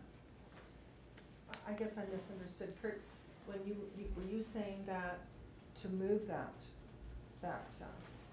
dirt, et cetera, that would come from the dredge, that we would hire that out to larger trucks than they usually don't let us load them? Well, Because of the liability issues? original plan for this, from the stockpile, it would be bid out to be hauled. Right now, we have a track hoe that we're loading with, and we've been using a smaller bucket, but we have a larger mucking bucket that we could be speeding up. We've only been using 2 trucks because we're only taking a day and a half to move it out there anyway, so. Okay. We haven't maximized the equipment that we have at this point. So, if we go out and hire someone to come out and do this, I mean, we're talking a couple $100,000. If I remember looking at the budget last year, it's what you had budgeted to do that, right? So we had $200,000 we were gonna hire out for someone to do that, and instead we buy this piece of equipment and maybe another dump truck or something. Wouldn't we be ahead to load our own stuff, use our own guys, keep them busy, keep them working, instead of hiring it out? Possibly. We don't know if we don't. So I mean, we're still looking at, it still looks to me like it's beneficial to buy this piece of equipment, if we can get it. I mean, this looks to me like it's gonna work equally well either direction. I mean, does that make sense to you, Kurt? I gave you my opinion, I'm not gonna argue anymore. My recommendation And once more, your recommendation was? is that we go to the bid process. Or at least keep our loader we have, so we can still function on a day-to-day basis. Well, I'm still thinking, I agree, you're probably right there. I mean, as far as keeping the other lower. If we can't use it out in the park, we can't use it out in the park. But, I mean, this piece of equipment seems to me like it'd be an awesome piece of equipment for us. I mean, am I wrong? Like I said, I'm not gonna. I'm just asking for, Guys, I think we're wasting time here. well, I think it's a good piece of equipment. I'd like to make a Like I motion say. that we move ahead on this thing and purchase it. Is there a second to the motion?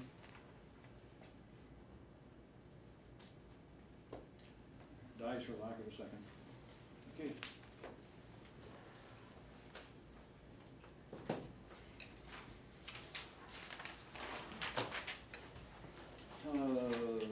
Kurt, you got inland mechanicals quote for repairs, replacements, and insurance mandatory upgrades to the dredge. I think it's in the,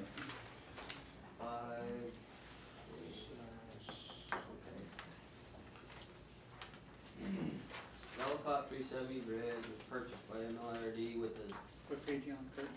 5A. With substantial rust corrosion due to saltwater conditions. It had been exposed to during its lifetime of operations. MLRD sandblasted, applied ship-grade epoxy primers, paint products to the exterior deck and sides of the barge after the metal thicknesses were taken by Northwest Inspection Services. The testing determined that 3 panels at the bottom of the barge need replaced prior to use of the dredge, and there were then removed and replaced. The remaining panels were at minimum thicknesses for operations, and the recommendation was to run the dredge for 1 season and assess afterwards. The assessment has been completed, and the remaining panels are below minimum thicknesses and need to be replaced. I have provided the quote for the Ellicott 370 dredge repairs to be completed.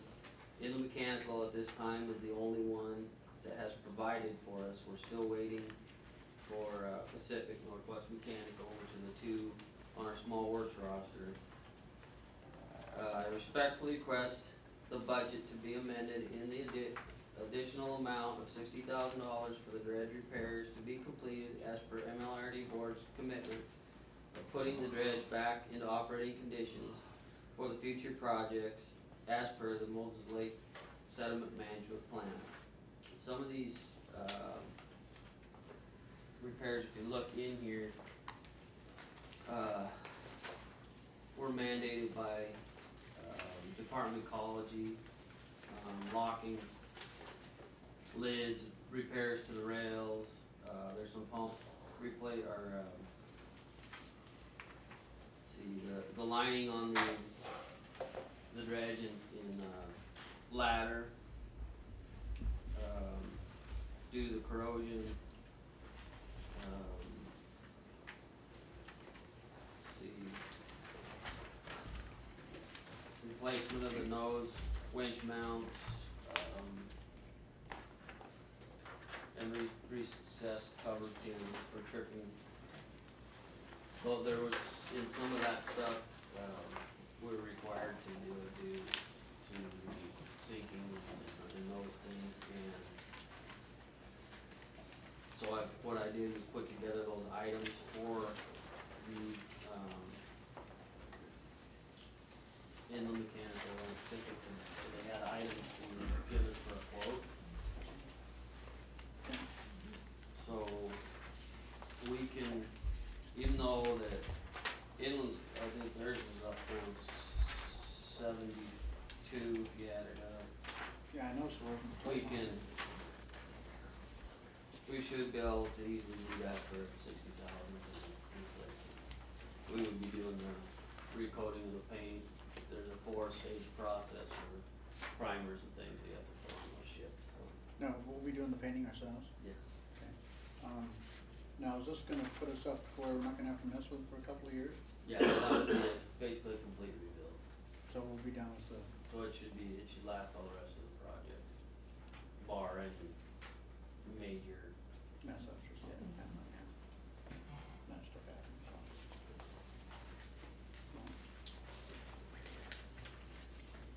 You're gonna wait and go ahead with it then, when you get everything. Yeah, what I'm asking for at this point is adjustment to the budget, so we have the money there. I'm waiting for the quotes at this point. All right. I just needed to get that. Well, I think we already agreed to go ahead and get the dredge back in shape, and this is only part of that. Do we need to make a motion on that? Or just direct it? Well, I think you need to review your, Budget. consider that in your budget. Okay. Okay, moving on. Resolutions, none. Committee advisory. Can I, hold on one second? Sure. We have a couple more items, under the bid stuff, or at least one. I Okay. wonder- We got You're talking about the I mean, telemetry. telemetry, okay. Parker Horn telemetry, if you look at 5B, B, okay. Staff has provided the board directors with attached quote from ECS Northwest LLC for the telemetry equipment and installation of Parker Horn Pump Station. This equipment is required by our insurance provider. The MLIRD budget approved unanimously in December 2011 provided $15,000 for the telemetry, and the quote provided is $16,980.41 with tax included. I am respectfully requesting the budget amendment to be made to this item from $100 to $17,000. You have two bids. One was for the deluxe system and the other one was for a light system or something. Can you tell us the difference in two prices here?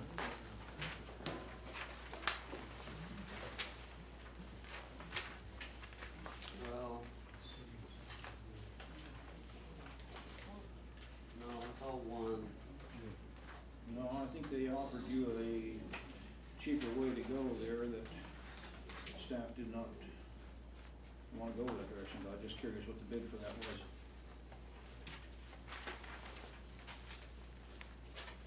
Well, I was only provided this when Chris did the, how do you know what we were given? I didn't even know that. It says in here, it says I can put together pretty quick a simple remote I/O solution that would just run an indicator light at the office for less cost, if that is what the budget can bear. But after talking to all involved, it seems that a more complete solution was more desirable. I'm just curious what the I don't know what the indicator other one light was. The reason that, we went to this is because the insurance wanted us to have controls in the office to be able to do it, not just an indicator light. So what is This one actually provides, cell phones and everything on this one, so if you're out in the field or whatever, you can actually take care of it from cell phones. But this, I'm just telling you the difference. Well, I was The curious insurance what the difference in price was. I don't know. Yeah, did we get a price on that? No, he didn't quote us on it, he was out of reach, but with the light, it's not gonna tell us if the pump station's flooding. The light's just gonna tell us if the pump is shut off. Whether it's running or not. Is all the light's gonna tell us. This one will let us know if we lose heat. So what all information does is sent to us? Well, it actually will come up on the computer screen if you're what rate you're running at, the temperatures. So they can set it up, the GPM that it's running, if there was a shutdown, how many hours, there's all kinds of things that we can, bells and whistles that you can add to it. And we don't need everything, but it also gives you the controls on your cell phone as well as the office, so. So that you'll personally have it on your phone so that you can. Yeah, 24 hours a day. If something goes to heck, you Yeah. get cell phone on. Well, it sounds like it's just an indicator light that's only gonna tell you if the pump goes off. I mean, Which was the old system that we had on there with the light at the pump station. at the pump station. Other than, yeah, I mean, it's basically the same system. Oh, this one, I got a telephone line up to here or something. Would be radio communication stuff.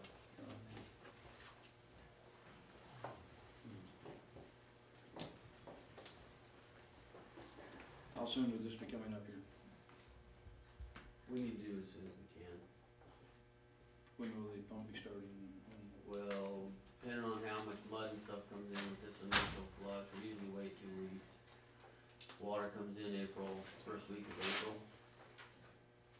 So I'm guessing, at the latest, we would be like the 3rd week of April. Haven't fired it up. And now, do we need to get it installed before we fire it up? We're supposed to get it in place by insurance company. And I think if we're in the process, I'm sure. It makes sense to me. Well, I think we need to put it into the budget, and we'll be working on that real shortly. I think we do too. Anything else, Kurt? We'll look for a HVAC probably.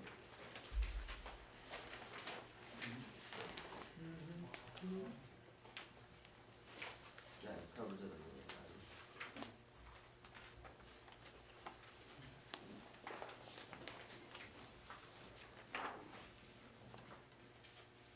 I do it?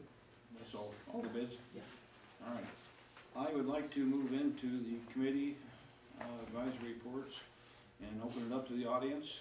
At this point in time, anybody in the audience that would like to go ahead and talk about any item that has to do with Mose Lake irrigation is free to talk, and we have a timer here that will be cutting you off after 3 minutes. So, Before you put the timer on, can I be assured that I am not going to be called a name from any of the people in the audience before I speak? Because I think that bullying from the audience members is kind of sets people off from really trying to share their ideas.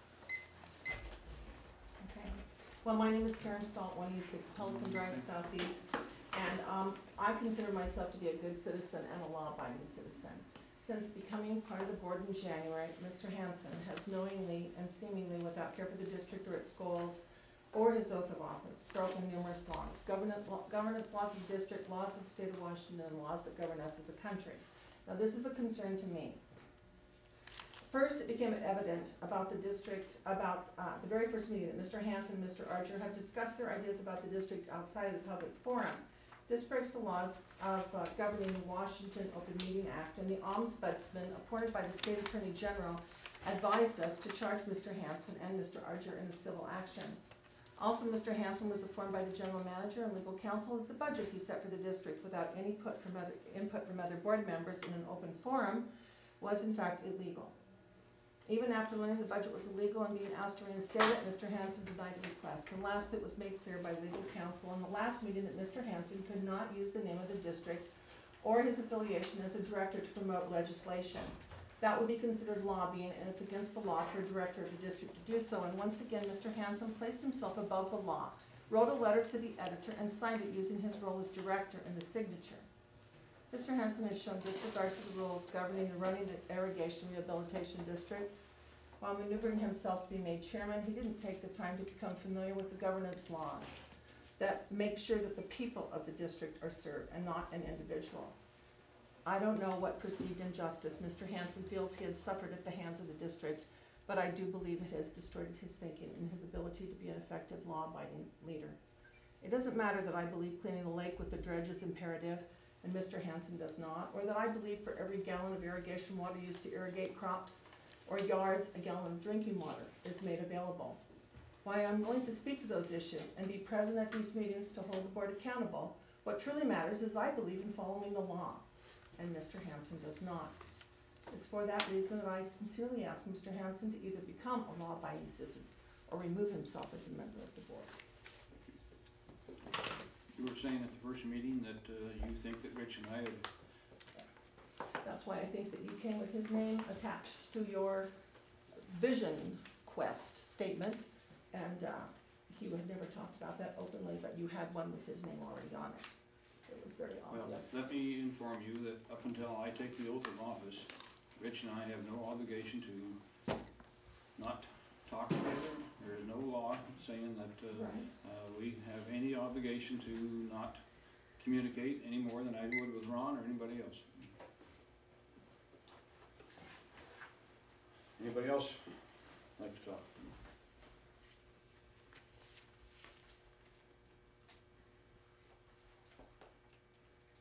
Okay, once we cut it off, that'll be it for the night, and as far as making suggestions or, yeah, Mike? I'm sorry, I got a question. In regards to your Parker Hard pumping station, didn't they just replace all that in there?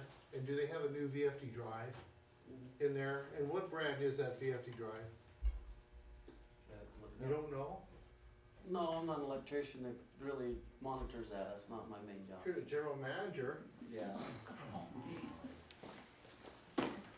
Okay. There are other ways of doing your telemetry with the VFD drive, possibly. It should be what, 50? It might be a little bit cheaper than 15,000. There are several local outfits that do stuff like that. Agricultural fields. Okay. Mike, would you maybe check in with Kurt after the meeting, or next day or two or three, see what they're being offered for the money they're being offered, and yeah, if they have some specs, that'd be great. Yeah. There's several other people around. Appreciate that. Can do it. Can you get it in specs, Kurt? Yeah, great, thank you. You're welcome, Mike. Yeah, Bill? Mick, are you gonna have reports from your advisory committee anytime in the near future? Bill, we will as soon as we hear back for sure from the city. How soon we might be able to put together a group to look at the different entities and what their wishes are. I went to the city here a few days ago, and they gave me a letter that they'd already given to the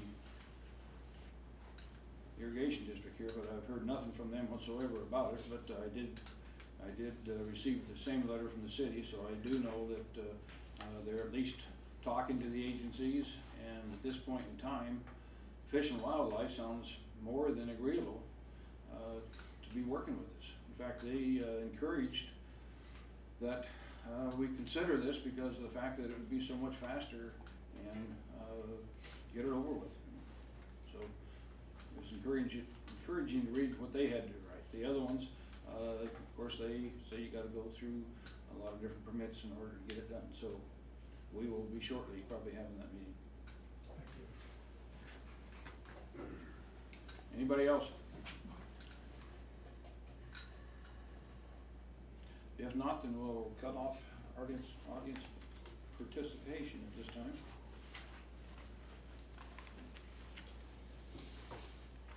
Okay, the unfinished business is to amend the budget. I think the budget is in here somewhere. 9J, is that right?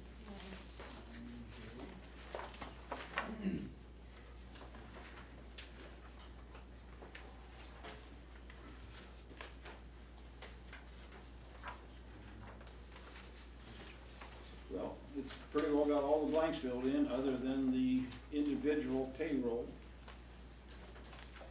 We put 300,000 into the boundary assessment refunds. The original budget had 100,000 there. We've moved that up to 300,000. I really didn't want to put it into that category, but there's nothing that says we can't take it back out if it's not used. But at this point in time, we put 300,000 into that category. 9J. Huh?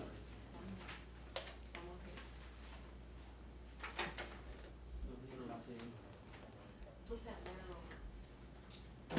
There you go.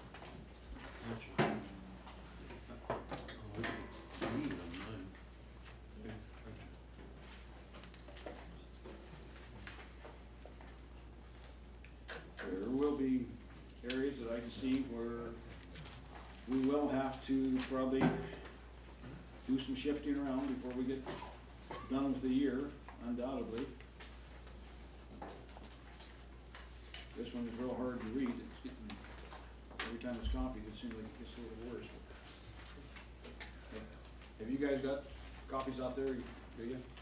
Okay. And what does it look like? Huh? What is it?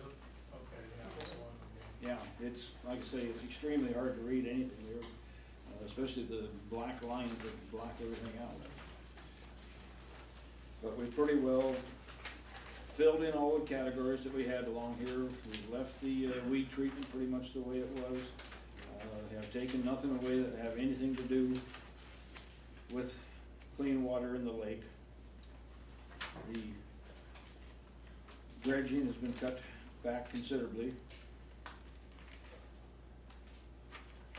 The engineering has been cut back.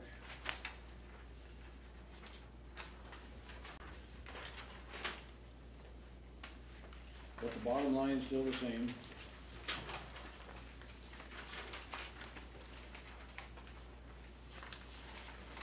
So now we're needing to change a couple things up, right, Kurt, for the, what we talked about today? Yeah, there's other issues as well. That's one reason we laid this out with the submitted budget down below, because there's other items that, office expenses and things like that.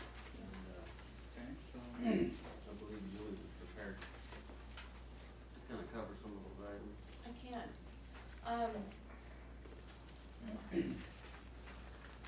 When you have done your amendments, Mick, we've not been able to talk about certain line items that keep us operating day to day. And I asked you yesterday if you'd be willing to do a special session so we could sit down and talk about it together, so you know what the needs are for day-to-day operations, and you basically told me you didn't wanna do that, but what you were bringing in is what it's gonna be. But just let me share something with you. If you will look at page 1 Of the of the agenda. agenda. Yeah. We're talking about your agenda or my agenda? The office agenda. Under consent number 4, you have $200 in the budget for dues and subscriptions, and we've already spent $100 of that, okay? We have the Washington State Water Resources Association dues that I have an invoice for that's $99, that's an annual due that we are supposed to be belonging to. I have a $600 bill, in fact, I've been invoiced twice now since we've had constraints on the budget for the GIS agreement with Grant County. I don't know where we were at with Grant County EDC. I was ill last meeting, so I'm not sure if, you know, you passed to pay that $300 dues or not. No. And then the other thing is, I did get an email from our insurance coverage provider regarding the pollution policy on the dredge.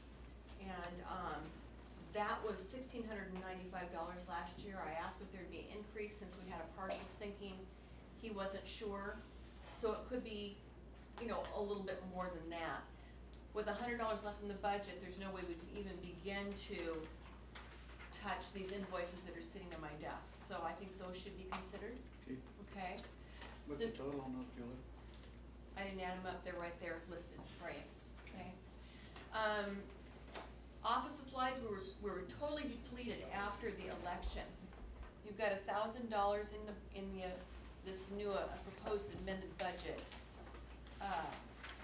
We restocked the supplies, and now with this, we have $283.22 for the remainder of the year.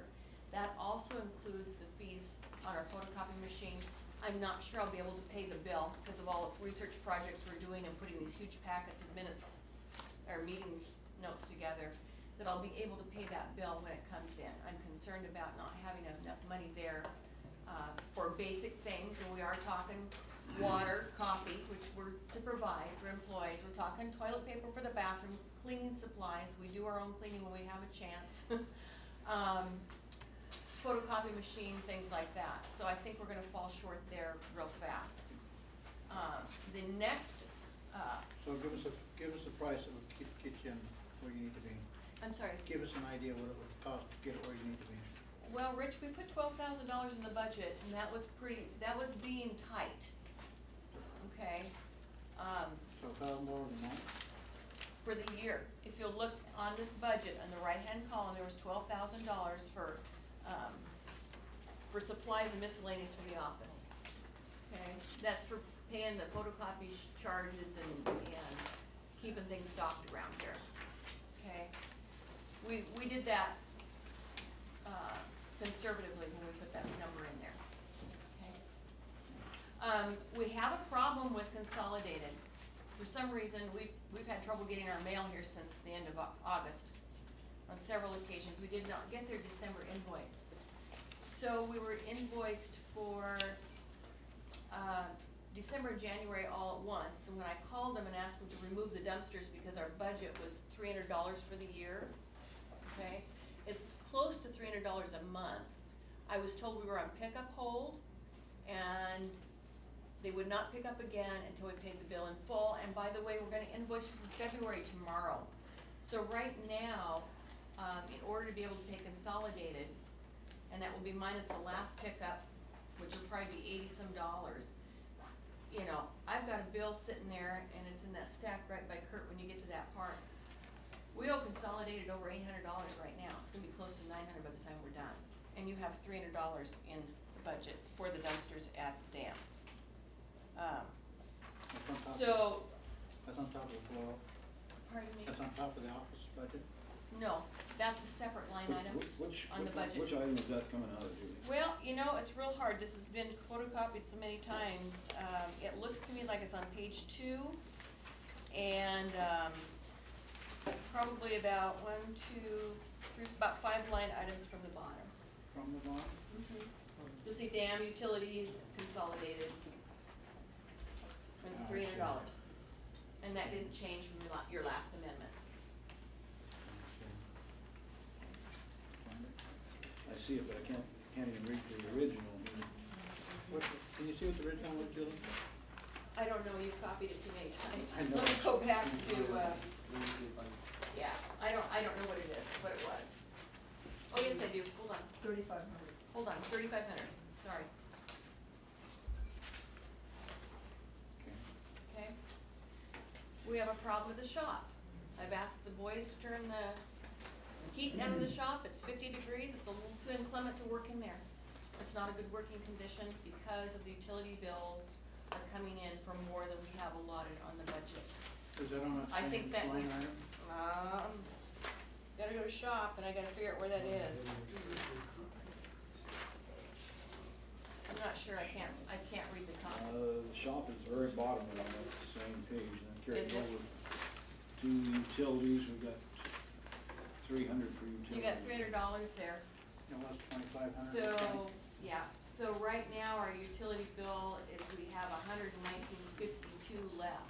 That's about 1 month down there. So I would encourage you to maybe sit down with staff and look at some of these numbers, look at where we're at, look at what the needs are, and get something realistic here on this amended budget. Because we can't operate very long the way it is. It's just that plain and simple. Is this something we should call a special meeting to?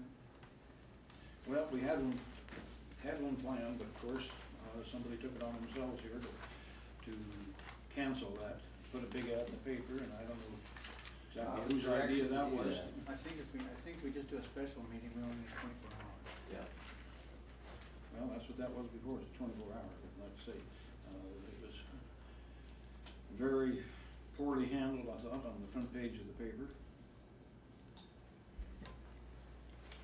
Well, And I don't know who's exactly responsible for it, but And Mr. Chairman, if I might, I would like to see you guys want to work with staff to come up with some things that are reasonable here, so we don't have to keep going back and readdressing the budget every single meeting. And I'd like to say. And I did ask yesterday, and I was pretty much told no, but I'm asking again, Well, one more time.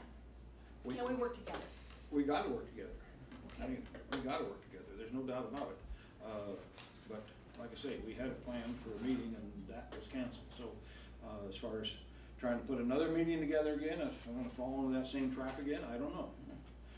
But we do need to sit down and work it out, where we can, some of these things, like you say, utilities at the shop, that probably will be backing off 100% here real shortly, because the power consumption, if you got electric heat in there, you shouldn't be needing that much more heat for very much longer. But on the other hand, we gotta pay the power bill, we realize that. And we gotta pay the bills that come up here as far as maintaining them, we know that. So, how soon can we get back in here and do that? Get into a meeting? I think as soon as the better, right?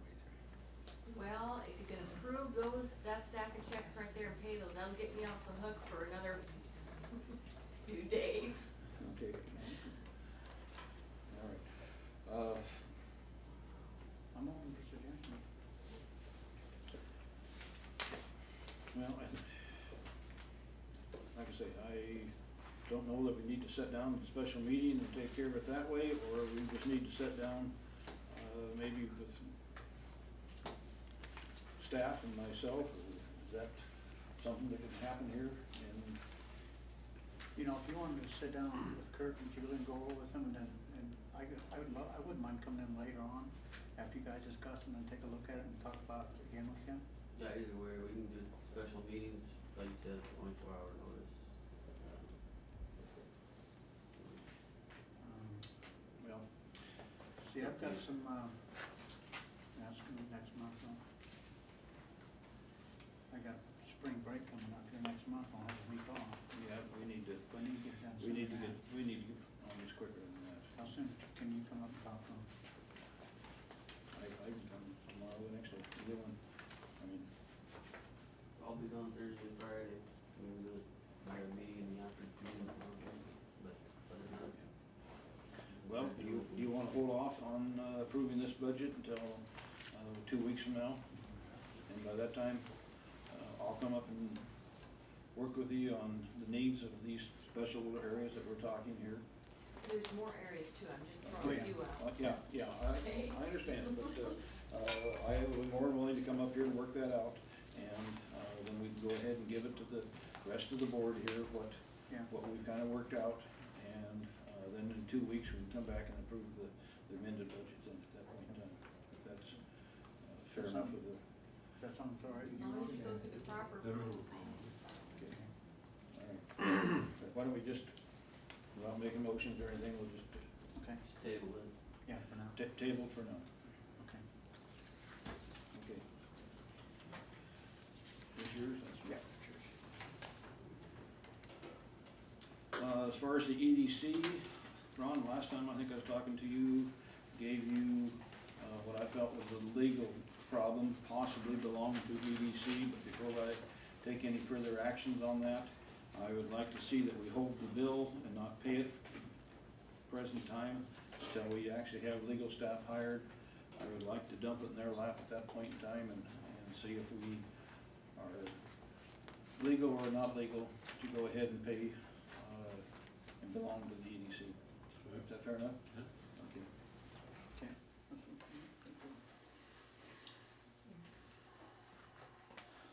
We've already talked about trying to get information for the board, for a board member.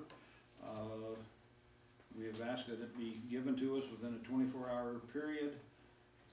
We are being charged for information, and I think that's wrong. If we're trying to run this operation and trying to run it with as much knowledge as we can get, we should not be charged when we ask for information to help us make that decision. And I would put that in the form of a motion that the board members are not charged when they ask for information. All right, I second that motion. All right, it's been moved and seconded that we have no charge to a board member for information discussion. And by discussion, I'm talking up here. What do you think, Ron? Yeah, I have no problem. Okay. All those in favor say aye. Aye. 100% pass. Okay, I've asked for, received, and I would like to, at this point in time, make sure that we have the names of the advisory board to the board entered into the records. I think it was discussed before, and I think the names have already been discussed, but I do have information here, and Kelly, I will get that for you a little later here. But I just wanted to make sure that, that we do enter those names in at this point in time. That's a seven-man The board. 7-man board. Any problem with, No, I the just- names? Do you have, according to the resolution and everything that you have, that those meetings are subject to Open Meetings Act? So you need a list of when your meetings are gonna be, so it can be advertised, How soon does it have to be advertised ahead of time? 20 days.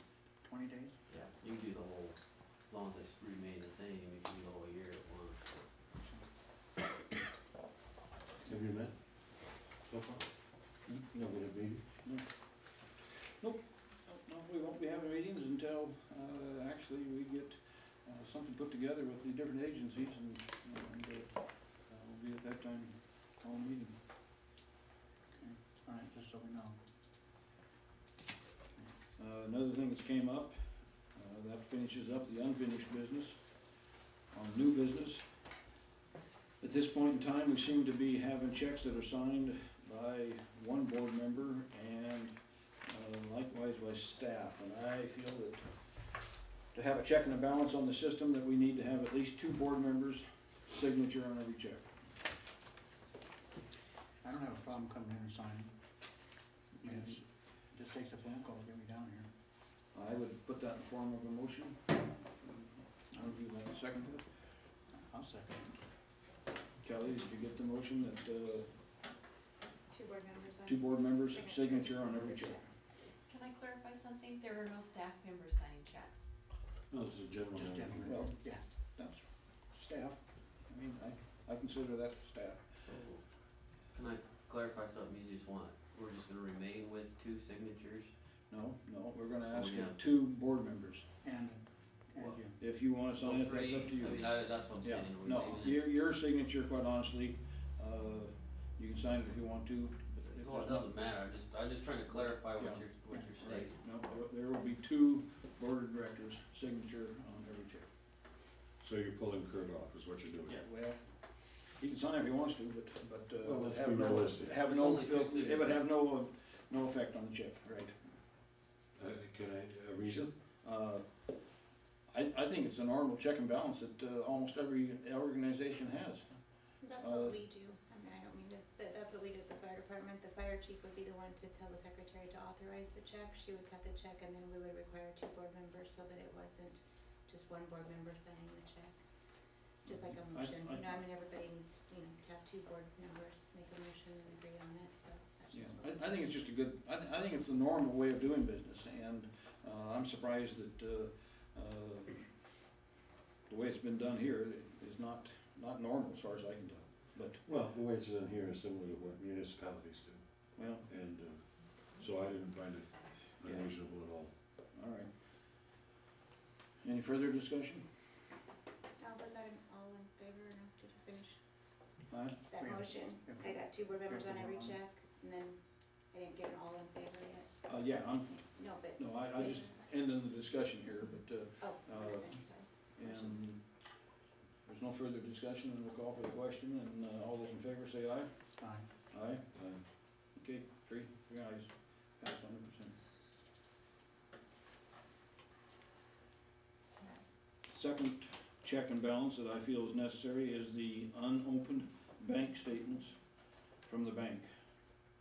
That would be coming to us every month prior to actually being opened up by staff. So how do we handle that, Mick? What are you thinking?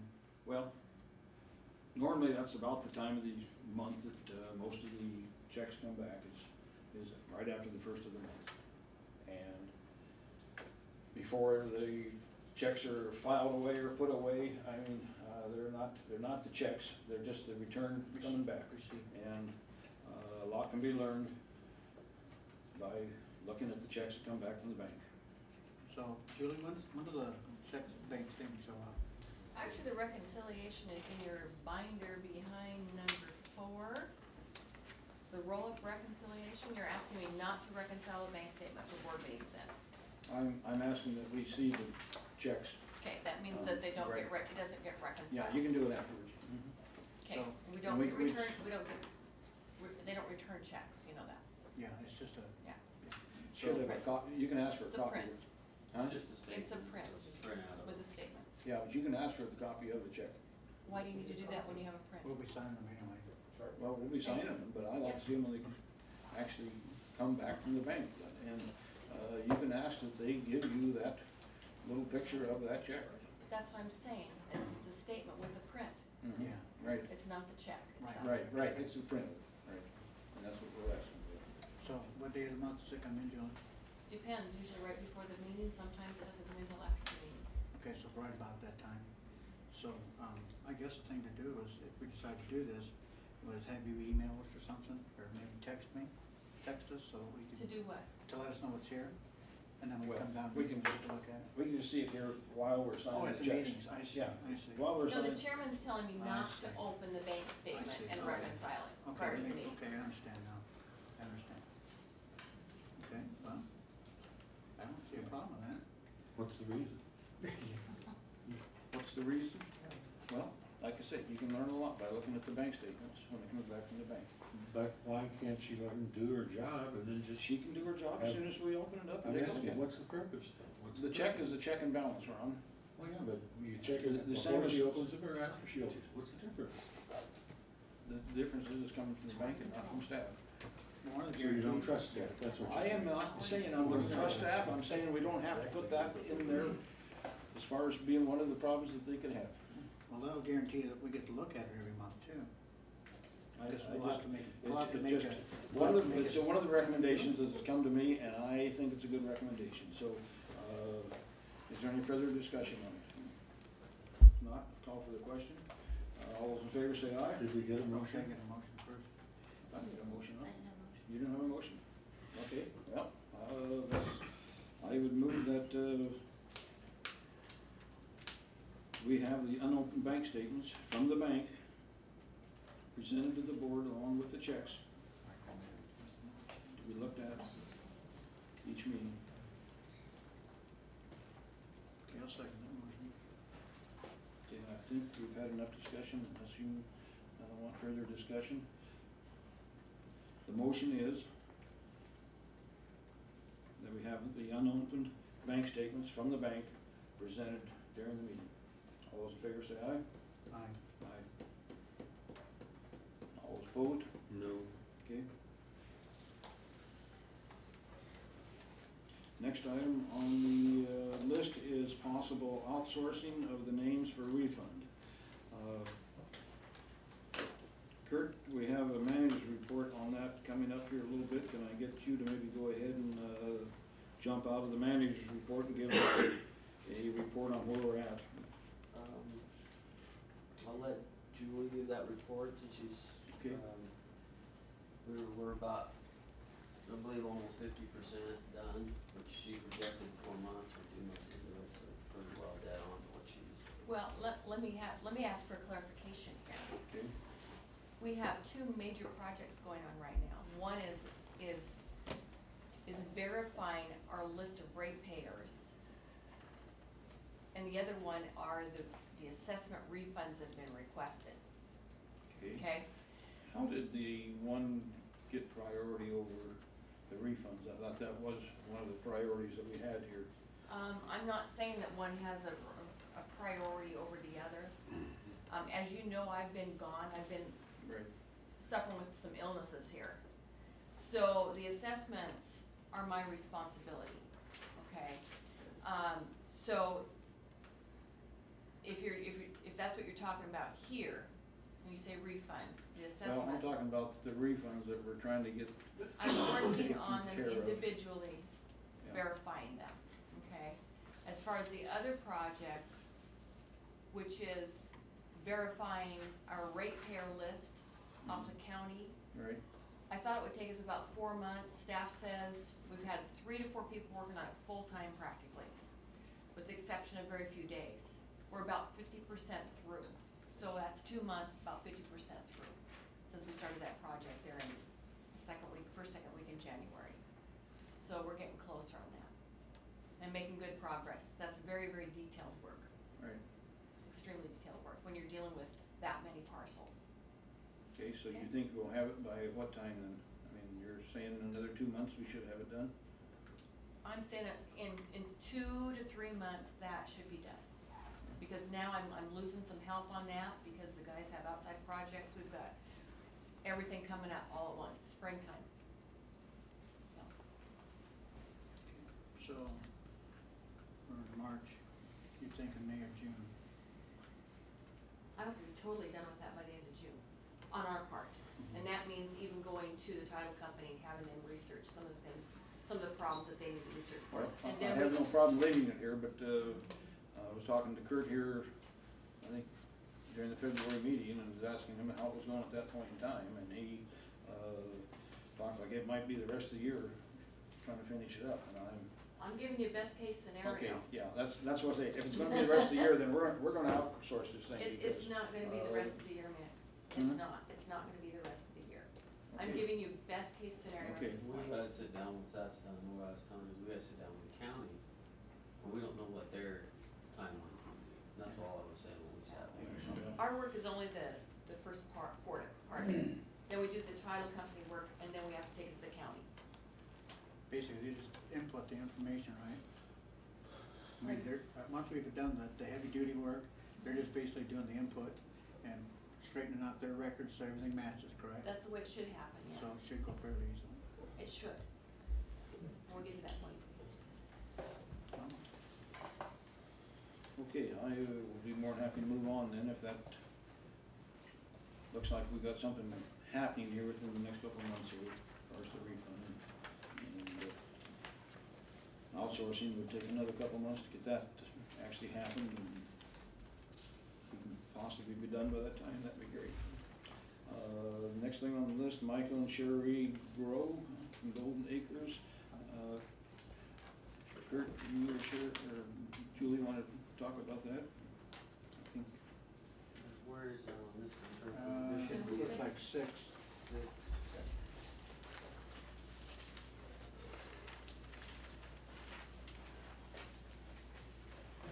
Just the first reading on it? This will be the first reading. They're asking to come into the district? More the merrier. Julie, you were saying there's somebody else that's possibly wanting to come in the next I've month or heard so? that, I've heard that, I have not talked to them directly, I've heard that And they're possibility. associated with these people. And So, associated. Do you suppose a phone call would be in order, to see if maybe we can join for legal notices? This does require legal notice, right? Yes. first and second reading, first reading, legal notice, second reading, Okay. vote, We don't have and then I them do the here, so we resolution can't. order. We can give it the first reading tonight and then, find out if these other people possibly might wanna come in on it. How's that? No, we would They'd have to, be here. it would I'd have to have it at the same time to do that, to publish at the same time, Well, if that's what you're. well, I'm saying we could have the first reading on the one tonight, but then hold off on anything further, unless, Let's cancel it down a month, though. Cause we'd have. to do unless you feel that they wouldn't wanna come in the I next. don't know who the other people are. Okay, Yeah. all right, And let's I just, know there's I south, know where I you're know going, there's and I south agree through the with you, winter, but that's all I I don't know know. how to do it. okay, well, maybe we better not complicate it. Maybe we better just do our legal notice and, make this the first reading for Michael and Sherry Grove, located in Golden Acres, that wants to join the irrigation district. I think that, Do we have to make a motion on this, or? well, I think we better. I think they have to ask if there's any opposition. Oh, I think we need a motion. Do you wanna go ahead and make well, a you gotta motion? ask for, if there's any opposition first. Yeah. Excuse me, it's just for first reading tonight, then the publishing invites people to come to the next meeting Right, Oh, okay. if then they we have can open it at opposition, that it's time. not, okay. it's not. Yeah, So well, it's just First reading. but It's public, it's not, I mean, it's. I think we community. need it in the form of a motion for the first Yes. reading here. I think we do. I just feel it would be, better off put it in the form of a motion, then there'll be no argument about it. So you'd like a motion to, Sure. I'd like to make the motion that Michael and Sherry Grove, Golden Acres be, included in our petition to get into the irrigation district. Second. moved and seconded that, we invite, Michael and Sherry Grove located from Golden Acres, into the irrigation district. Further discussion? If not, all those in favor say aye. Aye. Aye. All three. We have a letter from Charles and Darlene Evans, that needs response. And Under 9. that was the one that we actually had presented last meeting, right? I made one attempt to make a phone call to him, and I, did not.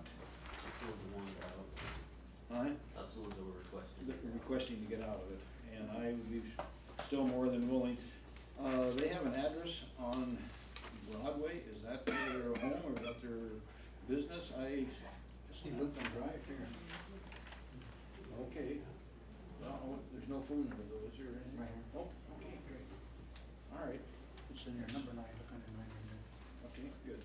Then I will have a good, Right there. I will have a good phone number then, and, okay. All right, I will. I have a question about that. How's that, Cindy? If there's somebody that wants to get out of the They want to district, get out. and if they wanna get out, what's to say that some of the rest of us That's why our wanna get out? attorney recommended that we proceed very carefully with Right. handling this, and that, that we probably do not allow them to drop out because where does the end Well, of it seems that like if you one do, you're gonna open a can of worms. Well, they had a problem because they thought the drudge, was gonna continue, and, it will continue, so that we need to talk to them.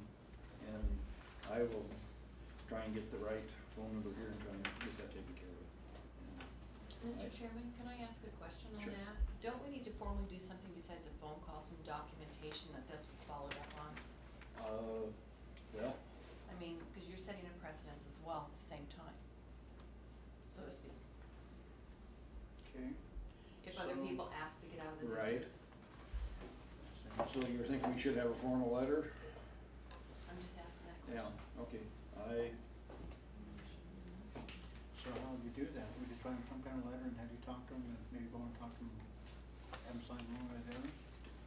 Tell you what, I would like to talk to them first, and then, come back in 2 weeks here, and that'll be one of the businesses that will take care of at that point in time, is writing an official letter to them. But I will try my darndest to get a hold of them, between now and then. Okay, moving on. That's agreeable. It's a real name. Is that okay? And if we can avoid, they pull it. Okay. Lake Shore cleanup, Saturday, March 31st. Okay, I'm gonna be out of town, I'm going on a school function. But Okay. our Sand Scorpions group are involved in it every year, and I'm sure we'll be again this year. Okay. I just won't be able to be there. Julie, is that something that you're heading up this year? On a limited basis. Okay. Yeah, I don't know what we're gonna do, we don't have a lot of fuel to run rigs around, I think we're gonna ask everybody to bring their garbage back to the fire station. Okay. And I'm not sure how we're gonna handle staff yet, because that's a callback at a higher rate of pay, I'm not sure. Well, Julie, if it'll help, That's- my group has got a bunch of vehicles. Kurt, I guess, I should involve you in this too. We have lots of pickups and stuff in our group, and I know that if we had communications where we would know to go where to pick up the garbage, that we could probably handle a lot of that. You know, if that sounds fair. I mean, I won't do Well, it here, but I know I can get one of my guys to ramrod that, so. Do we have enough money to even rent the chairs and tables for the feed that we normally provide? I have money for that. I'll have to buy some of the breakfast muffins and donuts. Can't get all those donated. I honestly don't have the time to put in it. I've always had someone else helping me with that. That just, came in for special projects, so, it's limited what we're doing, but there's $1,000 in the budget, and I'm gonna make use of it. Julie, how many donuts and cookies and that kind of stuff do you normally need? 12 dozen. 12 dozen? I've got You gonna bake 'em? less than half of those No, but I donated. have, My biggest concern, Rich, actually, is I don't have money to advertise it. yeah. I actually asked for a special deal from the paper. I condensed the ad, it'll be much smaller, it'll only go in one time. I'm not sitting here making phone calls asking people to come help with cleanup. I don't have the time to do that this Do you year. have a list, A list of what? from people that you would normally call? I don't. So you just kinda start calling groups? Usually the ad asks people to call and check in with us for an assigned area, and that's the way it's gonna be this year, so. Now, do you have last year's sign-up sheets? I know who was in those spots last year, and I've made those calls. Beyond that, no, I don't. Okay, cause So- I'm just suggesting that there's very much a possibility that I would take that on too. I mean. Just send me people, have them call me, and I'll plug them into a spot. That's all I need help Well, with. what I'm saying is if you have people that you need me to call, Oh, I've already called the ones that I'm aware of that have Okay. helped in the past. okay, Yeah, that's, okay. it's additionals. But usually we put more than one ad in the paper. I don't have an advertising budget that can do that. And No, the Herald gave me 50% off of what I asked for. I just told them I don't have a budget, so. Now, there's some free, stuff you can get through radio stations and such, and that kind of things. Have we tried to get any of that done? I got some out today, I'll get some out tomorrow, Okay. Okay. so. The one thing with, and just one statement, is the one thing with the staff going out and collecting this stuff is it's a really good PR thing and a chance for staff to thank people that are volunteering, and to me, that's a big loss for the district to not being able to do that. And why is staff? We don't have fuel to run vehicles, we don't have the money for the labor. Do they volunteer anything? What's that? Do they volunteer? I I mean, staff. Well, it's kinda hard to ask staff to volunteer I know, for but I'm your asking. normal job and coming back to it, it's a little different deal, but, yeah, we don't write down our full hours that we put in. But it's a callback by law, I mean, we have labor laws that Sure, follow yeah. as well. Okay, well, looks like it's happening anyway. Yep. The manager's report at this time, Kurt, I'm gonna go ahead and turn it over to you. Have you got, I'm gonna try and jump here between, okay, Oshkosh.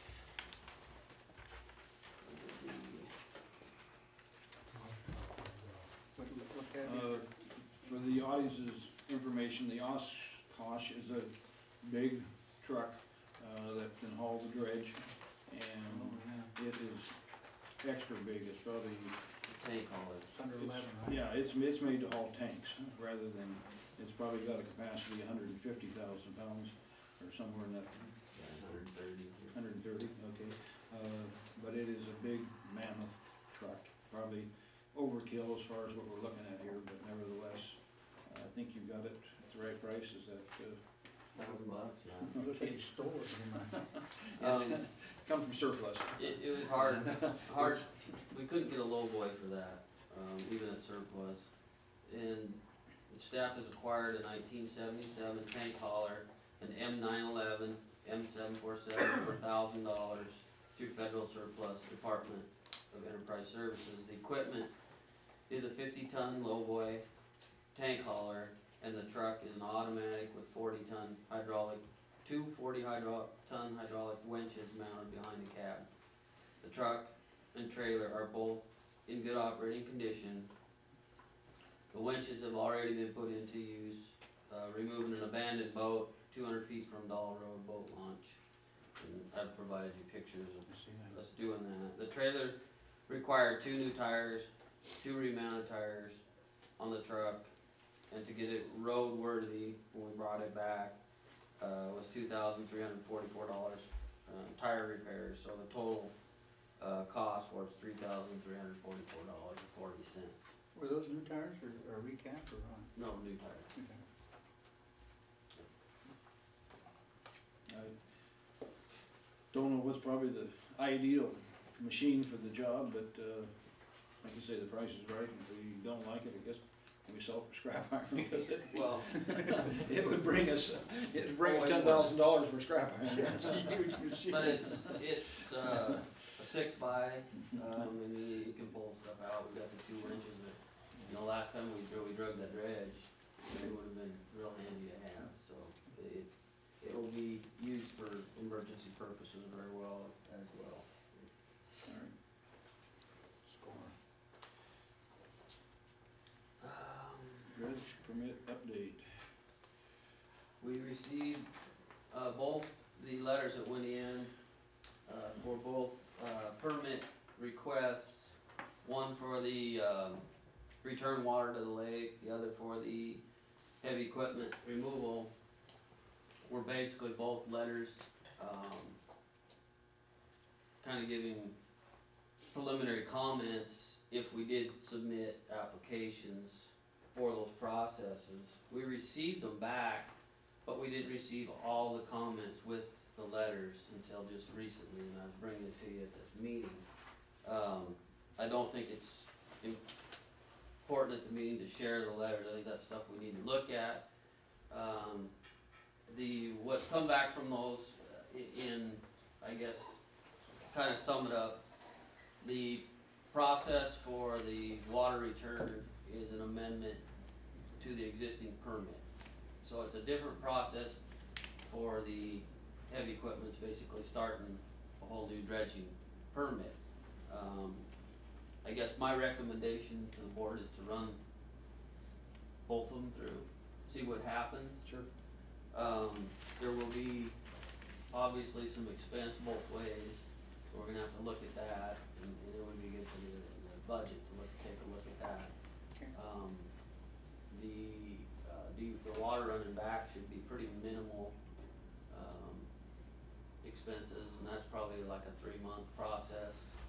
The other one, from what I'm gathering from the other agencies, a minimum of 18 months to even getting a yay or nay, whether you can move forward on it. So, I mean, that's just the information I'm getting from this feedback, just for timeline.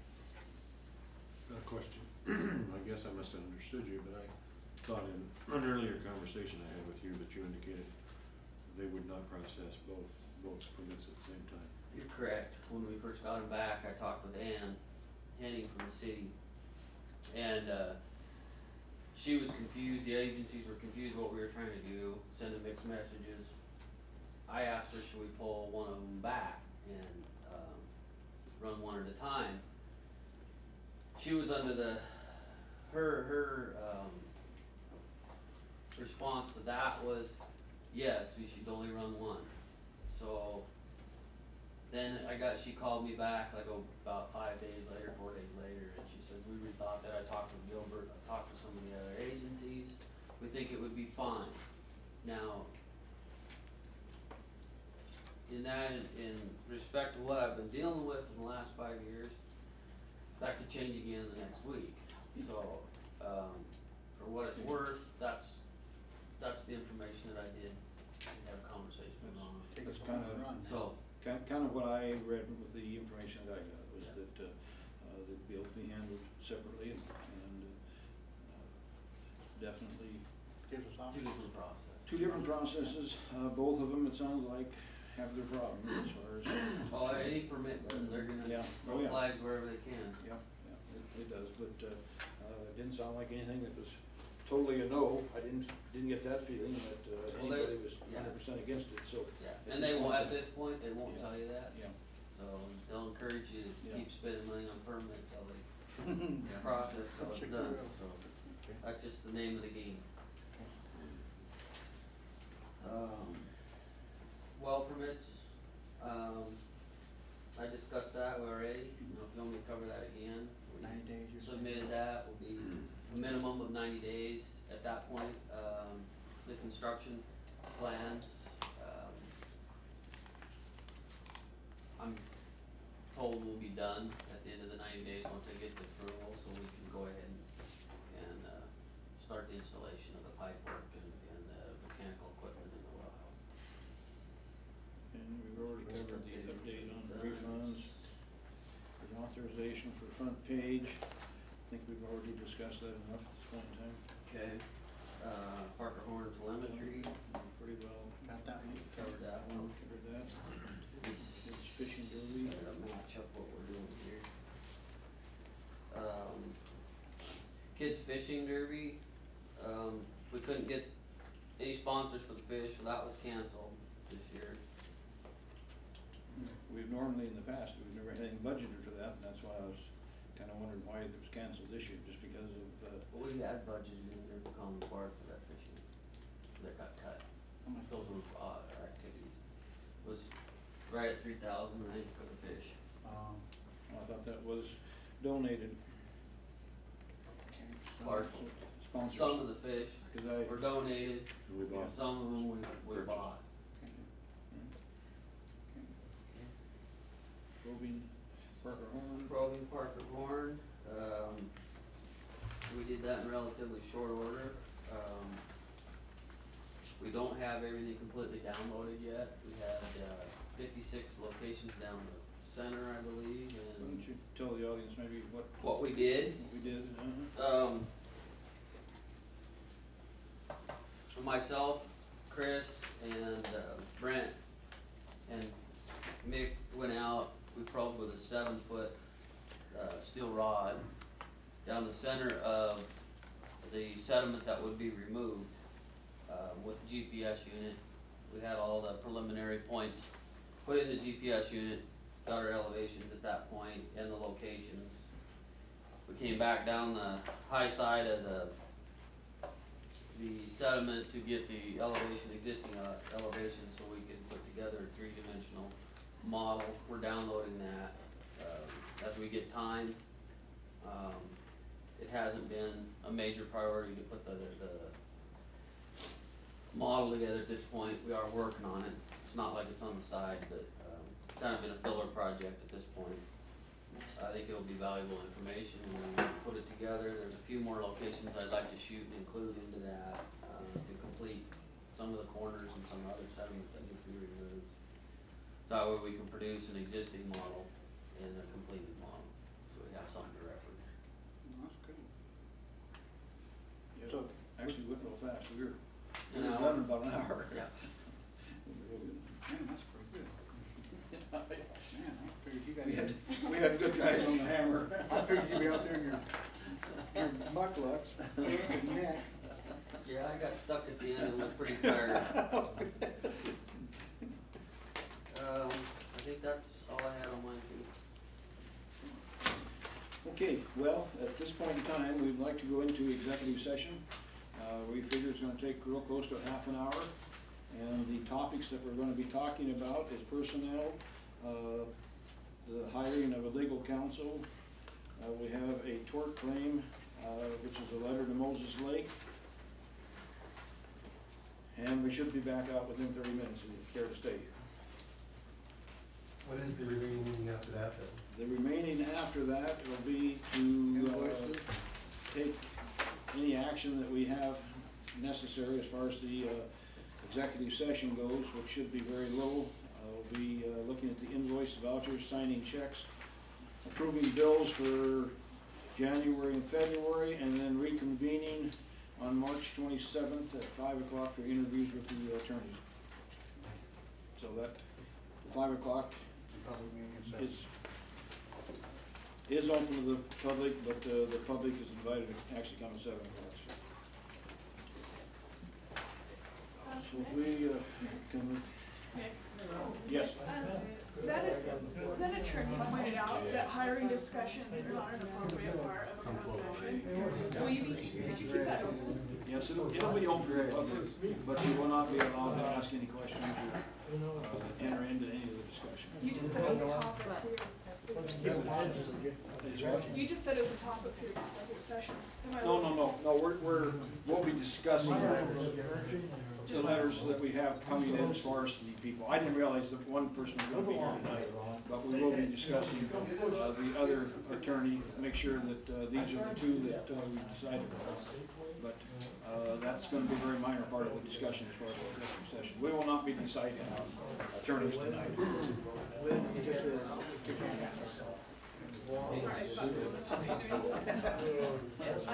I still don't see why that needs to be part of a closed session. The, even discussing the attorneys whatsoever,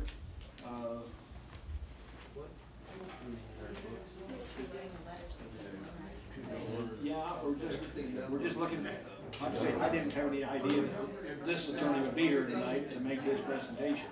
It would've been nice if we had both of them, but we will be, I figured, looking at, the other attorney and his qualifications, and, making sure that, we feel that we got enough qualifications between the two of them that we don't need to go out and start looking for 3 or 4. Well, We just have 2 letters to look at. two other options in our area to do this also, and That, if that should okay. I don't think it's an appropriate part of closed session. but there are some software parts that can go in that, well, that will actually do this what we're looking for. Have to spend $15,000. I believe it was, what do you think? We can leave it totally out, and we can come back out and open it, to discussion when we get back out here, you know. I'm thinking.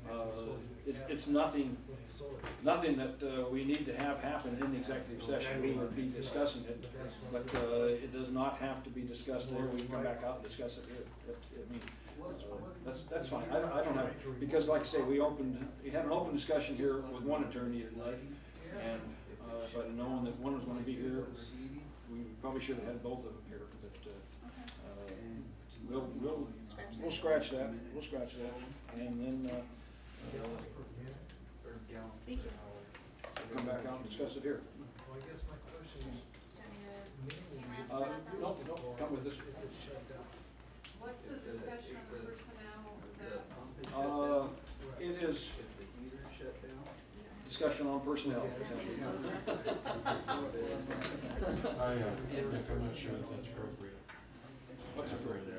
we're not taking any kind of minutes, we're taking no notes. She's not a member of the board, she's only serving tonight in a temporary state. I could just take around for that. If you have a problem with it, then I know it off. No problem.